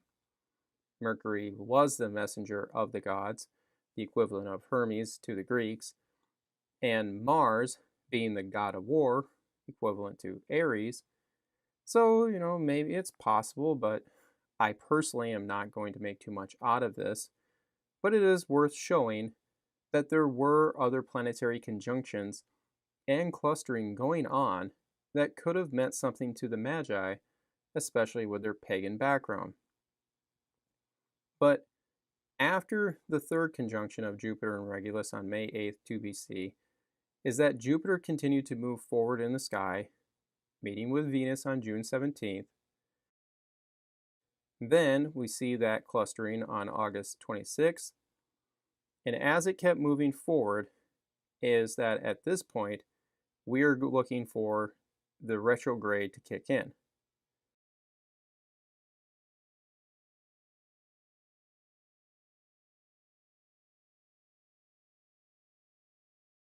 Can you see it? It started to move back right at the end of December in 2 BC. Let's go back a little bit and see it in slow-mo, with it seeming to stop just like the Magi said it did in verse 9 on December 25th, 68 degrees above the southern horizon, directly over top of Bethlehem. Guys, even the History Channel acknowledges this movement. Recognizing the retrograde motion in Matthew 2:9 is the ultimate death blow to any comet or supernova view, and it solidifies that Jupiter is 100% what the Magi were tracking on. Now, if you're a person like me, you would like to know when was the last time that so much celestial signage took place, since conjunctions repeat over time. Prior to 3-2 BC, is that the last time there was a triple conjunction of Regulus and Jupiter was 12 years before this in 1514 BC, and prior to that, 71 years earlier in 86-85 BC. This pattern repeats over time. So we can add 71 years onto 3-2 BC to get 6970 AD, which just so happens to be the span when Jerusalem was getting destroyed by the Romans under Titus. Working on the prior side is that your heliacal risings occur in the Cancer constellation in 15 BC, but then in Leo on August 28th, 14 BC, after the triple conjunction that had already occurred. Venus and Jupiter conjunctions do happen near this time, but only one of them is in the Leo constellation. On the after side is that your heliacal rising in Leo is August 5th, 1080. It's a little smoother as a single conjunction occurs 3 weeks later with a Venus conjunction occurring nearly a year later. The bottom line is that neither side even comes close to the 3-2 BC, which only adds to the idea that the Magi would have seen the 3-2 BC heavenly show more telling and significant than all the other years that they had observed. And just to bring up another possible wrinkle for the Magi knowing that 3-2 BC is 100% fulfilling Genesis 49 and Numbers 24 right before their eyes, is that Daniel's 70 weeks window could be narrowed down even further with a couple extra, very permittable, steps on the chalkboard.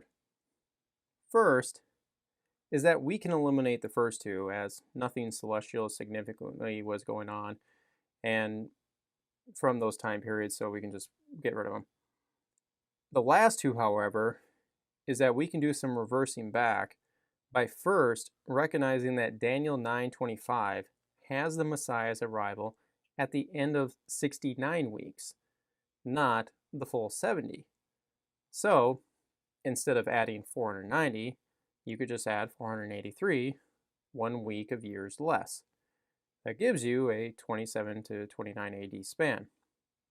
And if, and I do mean if, the Magi would have taken into consideration that Jewish priests could enter into work in the tabernacle at 30 years old, and that the Messiah was to be a priest in the Melchizedek order, is that 30 more years could be additionally subtracted off, creating a 4 BC to 9 AD window for the Messiah's birth to occur in. Now, with Jupiter looking as if it stopped right over top of Bethlehem from the Magi's perspective, starting on December 25th, is that it takes us back to the discussion of why Mary was back in Bethlehem for a second time. Well, it was for a pretty good reason.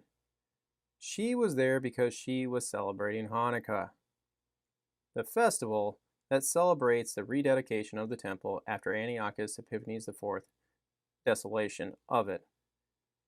You actually find Jesus celebrating this in John 10 in Jerusalem and includes the note that it occurred during the winter period. Now, Josephus discussed the festival and its backdrop, but adds that the festival is called the Festival of Lights. You even have the winter solstice going on, signifying the rebirth, dawn, or rising of the sun over the darkened season as it stands still in the sky. This is important because it takes us back to our discussion about Anatole. We mentioned earlier that some Old Testament passages had God being called a son, and Malachi 4:2 said that the Messiah would have healing in its wings, calling him the Son of Righteousness. But did you catch the rising language that's embedded in there? In the Septuagint translation of Malachi 4:2 is that it uses anatello that's most often associated with the rising of the sun, or you could say at dawn. The 3rd BC Jewish translators also use this with Numbers 24:17 with the messianic star rising out of Jacob, which makes all the more sense with Zechariah calling the unborn Messiah the Anatole from on high, or Peter calling Jesus the day star that arises in our heart, and Jesus referring to himself as the bright and morning star, which is what Jupiter's heliacal rising was on August 1st, 3 BC. All of this is rooted in the Old Testament and is connected even more together by the Septuagint translators as they take the messianic passages referring to him as the branch who will come from David in Jeremiah 23:5, Zechariah 3:8 and 6:12, and Ezekiel 29:21's horn that will bud forth. It's interesting how the translators took the plant imagery here and translated them with Greek celestial wording. But it makes more sense when you're connecting all these ideas together about the Messiah coming from David's line. This imagery can also be found in Isaiah 11:1 with the shoot that will come out from Jesse, the father of King David. All of these get essentially referenced in Hebrews 7:14 when it says that Jesus sprang up out of the tribe of Judah. This invariably gets the brain thinking about chapters 7 through 12 in Isaiah with all of the prophecies about the coming Messiah, including the virgin birth, and this slingshots us to Isaiah 60 with all the imagery of the Messiah being a light unto the Gentiles and the kings of the earth. With verse 6 saying, "The multitude of camels shall come over thee, the dromedaries of Midian and Ephah, and they from Sheba shall come, they shall bring gold and frankincense, and they shall show forth the praises of the Lord." And this is why the wise men were so fired up, because all of the Old Testament prophecies were being fulfilled right before their eyes, with the star now in the Virgin constellation sitting right over top of Bethlehem during the Festival of Lights. And they were even fulfilling Isaiah 66 by bringing gifts of gold, frankincense, and myrrh unto Jesus. Now, before closing out with the exact date for Jesus' birth, is that the critic might try one final counter to Matthew's account, with the closing piece about Herod killing all the boys 2 and under in Bethlehem, and that this is somehow not historically reliable. Basically, the critic's whole approach is an argument from silence because Josephus didn't mention it, therefore Matthew and the Bible can't be trusted. I'm sorry, but that's just really poor reasoning, especially from everything that we have shown so far in Matthew and Luke's accounts. The only relevant question to ask is whether or not this could have happened. And the answer is most assuredly yes. Knowing that the Magi's visit occurred in late December of 2 BC actually makes Josephus's and Matthew's accounts complement each other even more. On our timeline is that we can see that Matthew's Magi account during Hanukkah comes right before Herod's killing of Matthias and the others for ripping down the Roman eagle on top of the temple gate in conjunction with the January 10th, 1 BC blood moon. Now, before closing out with the exact date for Jesus' birth, is that the critic might try one final counter to Matthew's account, with the closing piece about Herod killing all the boys 2 and under in Bethlehem, and that this is somehow not historically reliable. Basically, the critic's whole approach is an argument from silence because Josephus didn't mention it, therefore Matthew and the Bible can't be trusted. I'm sorry, but that's just really poor reasoning, especially from everything that we have shown so far in Matthew and Luke's accounts. The only relevant question to ask is whether or not this could have happened. And the answer is most assuredly yes. Knowing that the Magi's visit occurred in late December of 2 BC actually makes Josephus's and Matthew's accounts complement each other even more. On our timeline is that we can see that Matthew's Magi account during Hanukkah comes right before Herod's killing of Matthias and the others for ripping down the Roman eagle on top of the temple gate in conjunction with the January 10th, 1 BC blood moon. So you already have Herod burning priests and others alive at this time. But what inspired them to take such action, because they knew what the consequence would be? And this is where Matthew's account ties in, because when the Magi arrived a couple of weeks before this, is that the whole city would have seen the entourage coming in and been really curious and excited about their presence. And the Magi would have been telling everyone why they had come. It wouldn't have been a concealed secret only for Herod. And we know this because verse 4 says that all Jerusalem was shook up by the news that the Messiah had been born.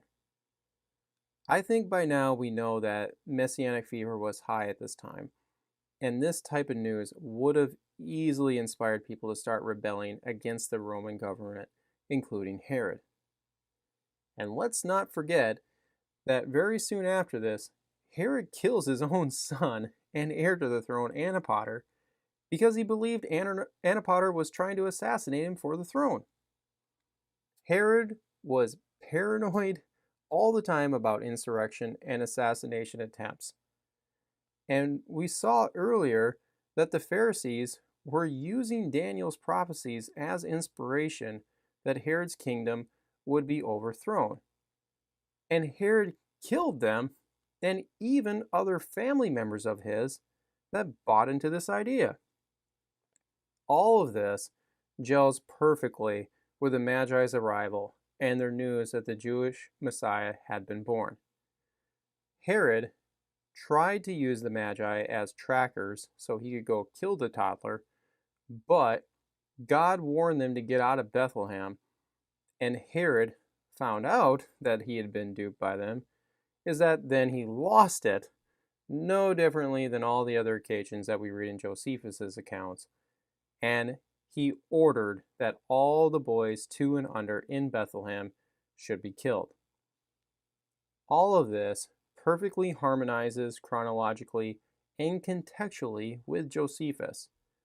There is absolutely no reason to discount the idea of Herod killing a few dozen 2 and under boys in a poor shepherding town like Bethlehem. Herod was a massacring nutjob from day one, with Antigonus all the way to his last days by executing his very own son. He took out anyone and everyone at the first sniff of a rebellion. What even further validates Matthew's narrative is that Suetonius, writing on Augustus, said, according to Julius Marthus, a few months before Augustus was born, an astronomical portent was generally observed at Rome, which gave warning that nature was pregnant with a king for the Roman people. Thereupon, the Senate in consternation decreed that no male child born that year should be raised. But those whose wives with child saw to it that the decree was not filed in the treasury, since each one appropriated the prediction to his own family. Right there, you have the Roman Senate ordering that all male babies born that year essentially should be killed, because astronomical signage was being interpreted to say that a king of the Romans was going to be born that year. And coincidentally enough, the man who completed the dissolving of the Roman Republic into an empire was born that very year.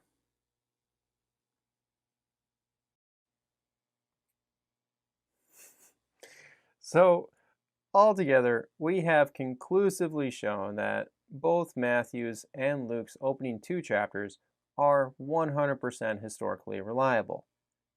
There is absolutely no reason to consider them a mythical fabrication in any regard.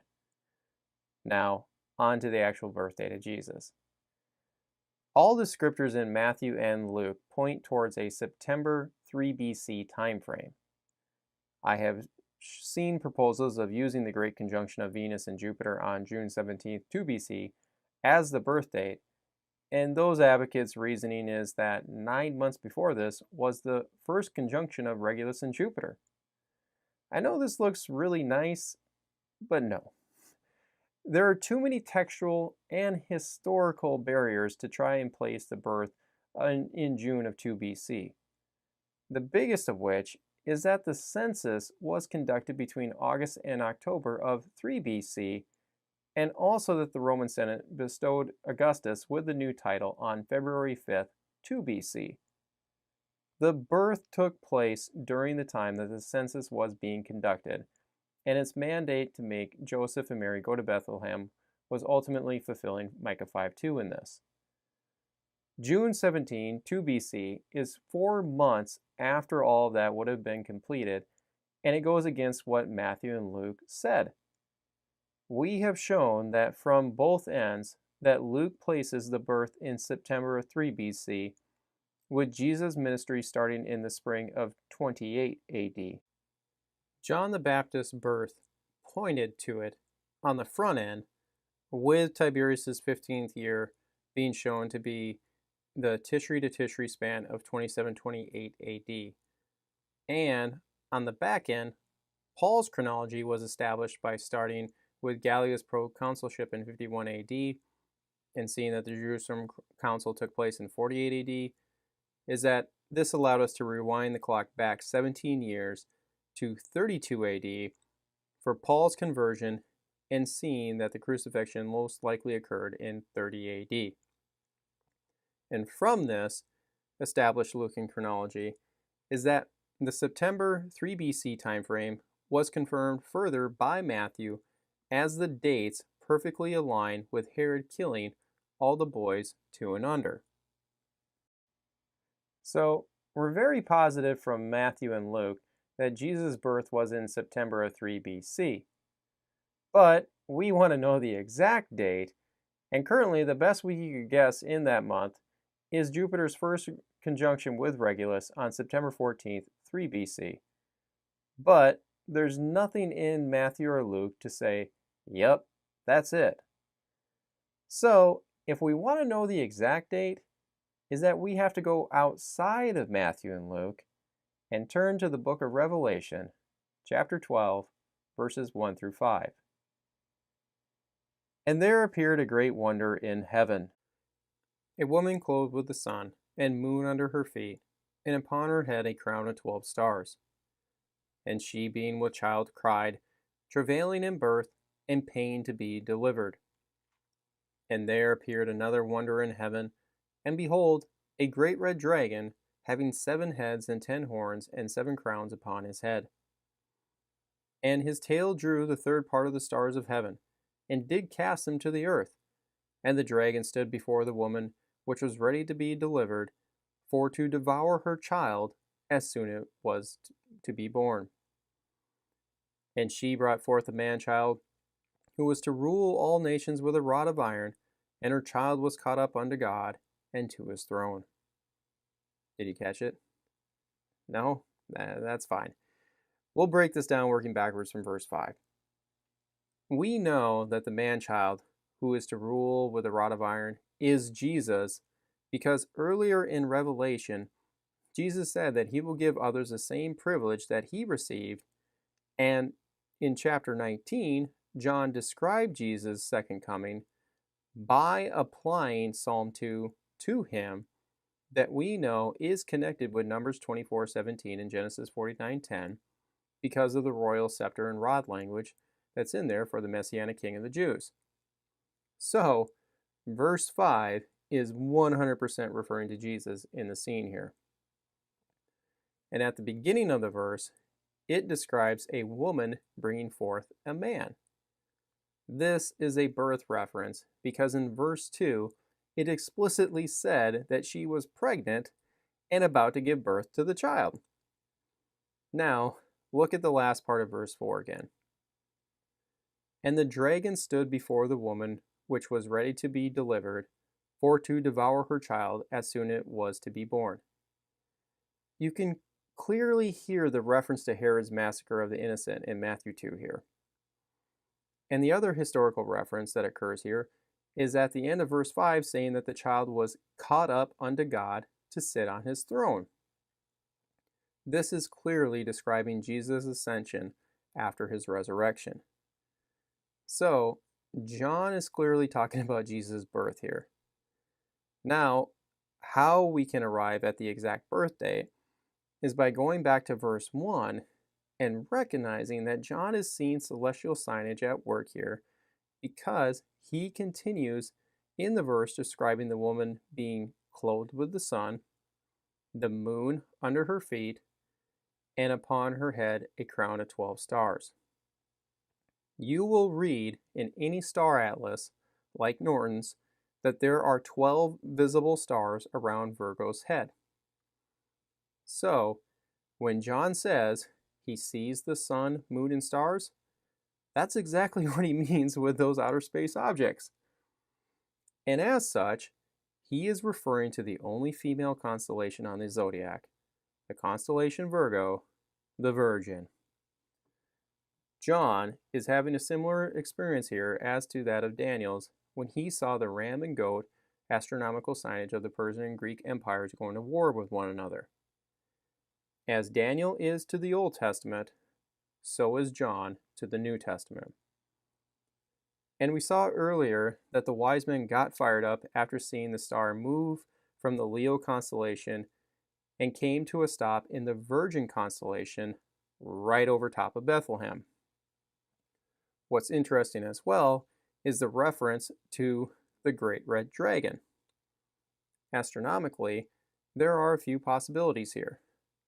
There's Hydra, that is on the other side of the ecliptic from Virgo and Leo. There's actually a combination of Scorpio and Libra proposal out there because the ancient Greek astronomy had Libra scales as the claws to Scorpio. That's pretty easy to find online, but was that combination ever referred to as the dragon? That part I could not find anywhere. But if so, it takes the zodiacal signs then down to 11, which seems a little weird when you start getting to the whole calendar discussion part of it. And there's the constellation Draco, the dragon, that could be the one as well.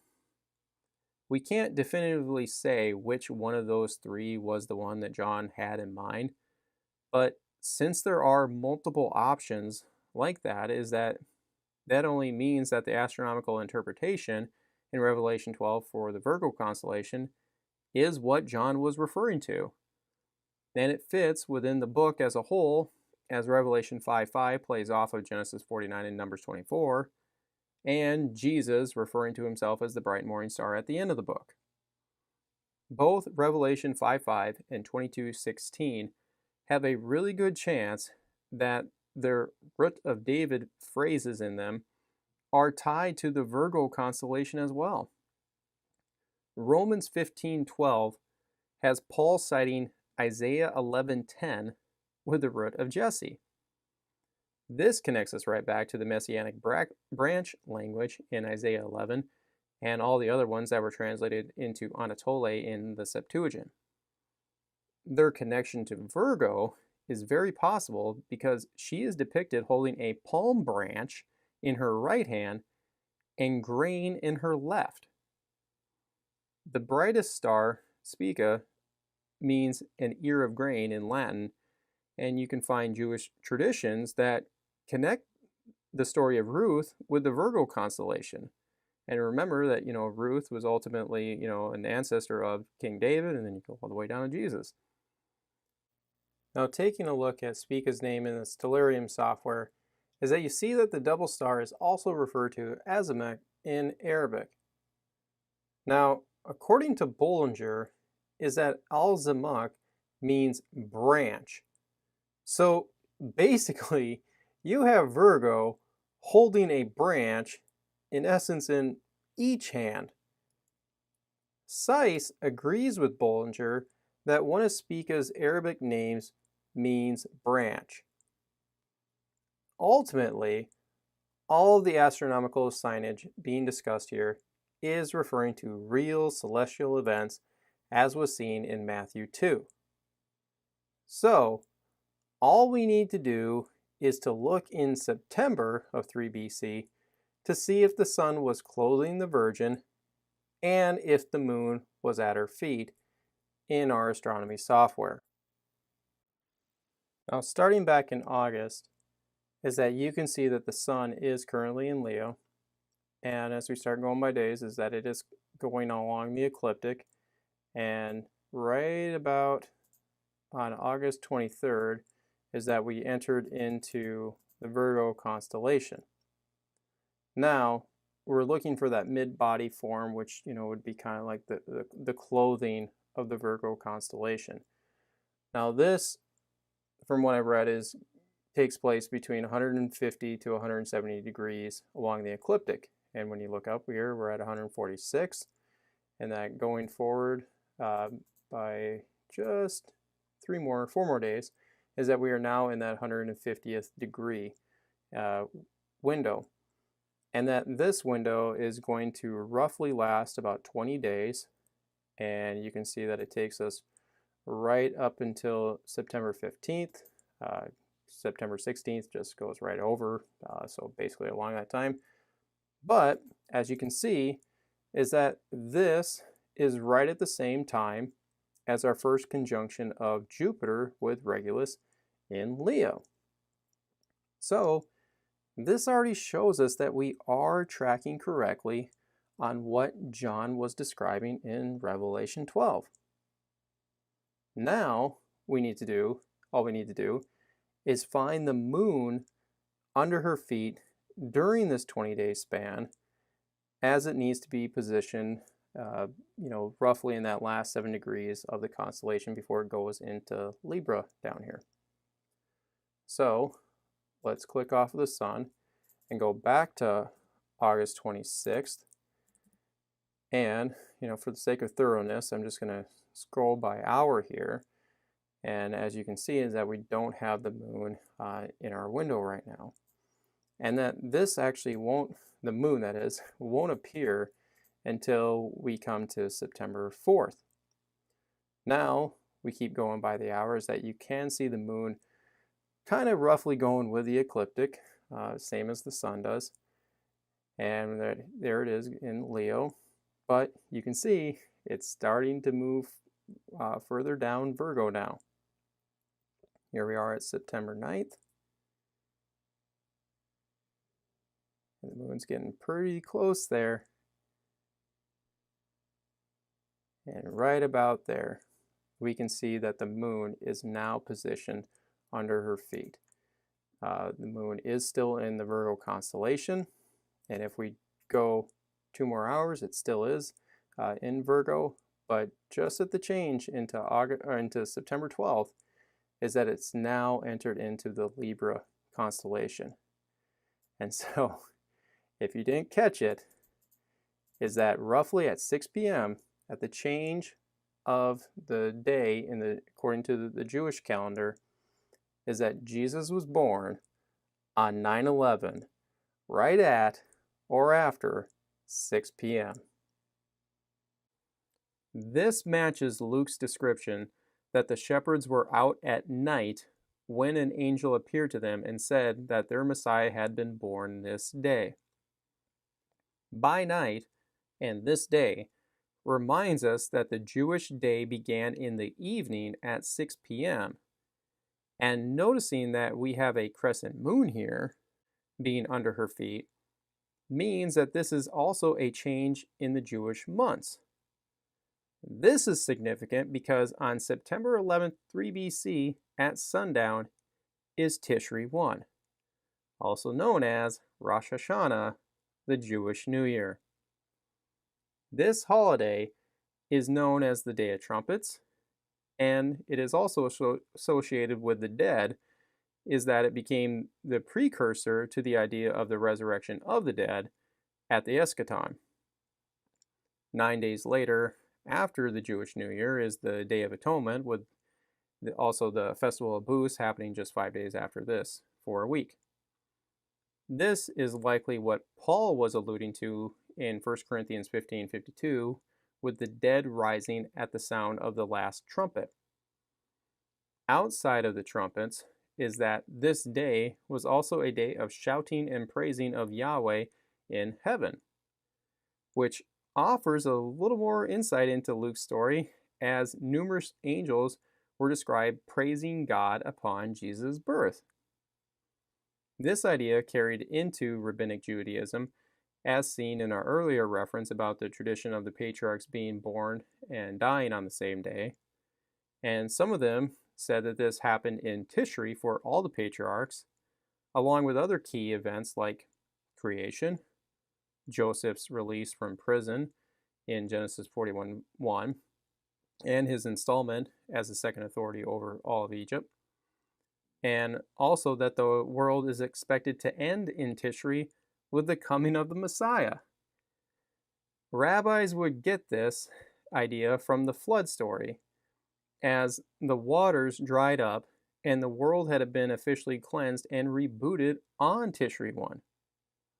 Now, I can imagine some of you are thinking, yeah, but it says the first month, first day, not the seventh month. True, but that gets reconciled in Exodus 12 with the institution of Passover as God shifted the calendar by 6 months. It wasn't until the exile that the name of the months were adopted in. Before that, they were just all numeric. So, at the first Passover, God said that the seventh month is now the first month. So, the world was completely cleansed on Tishri 1, which makes a lot of sense if God created it on that day, or as in some rabbinic traditions say that Adam and Eve were created on that day, so day 6 was Tishri 1 to them. But the flood narrative also began to be known as Noah's birthday because Genesis 7:11 says that Noah was 600 when the flood started, but 601 when the flood finished on Tishri 1. So, since Noah was seen as a redeemer of the world, is that concept also fed into the expectation of the Messiah's arrival, i.e. his birth, in Tishri 1 as well. It also became the day that Israel, when it was united and later divided off as southern Judah, inaugurated their kings and held their final coronation ceremony, as seen with Solomon, Jehu, and Joash. So, there's a lot of background information that we can appreciate even more now in the Lucan account and see that John picked up on all of that and gave us the exact day and 20-minute window for Jesus' birth. Simeon, at Jesus' temple presentation, might have been tracking on this as well by saying that Jesus' coming was demonstrated in a manner that all people could see, and he recognized it while referring to Jesus as the light to the Gentiles and glory of Israel. Paul most assuredly picked up on this astronomical signage when addressing the Romans right after a very famous verse. Faith comes by hearing, and hearing by the word of God. Paul follows this up by answering a really important question. But what about the rest of Israel who haven't heard about the Messiah and his coming? He says that in fact they knew and should have known because his scriptural support to this claim was to say, yes, verily, their sound went into all the earth and their words unto the ends of the world. He quotes Psalm 19:4 as his proof, where we saw earlier the clear astronomical language in the psalm.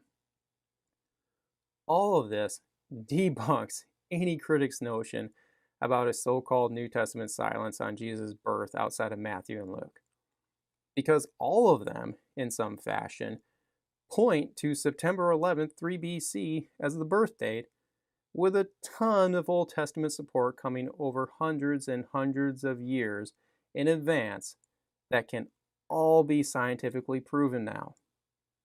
So, if you're someone whose worldview is solely rooted in scientific materialism, with the whole idea that the whole cosmos started from a singularity point no bigger than the tip of a pen, and then it expanded over billions of years, leading to the formation of trillions of stars, with their given planetary orbits and rotations, with no governing agent or creator behind them, please take the time and try and reconcile that worldview with everything that is shown to be both astronomically and historically true surrounding Jesus' birth on the Jewish New Year on September 11th, 3 BC, and Jupiter's apparent retrograde motion that stopped right over top of Bethlehem on December 25th, 2 BC, in the Virgin constellation.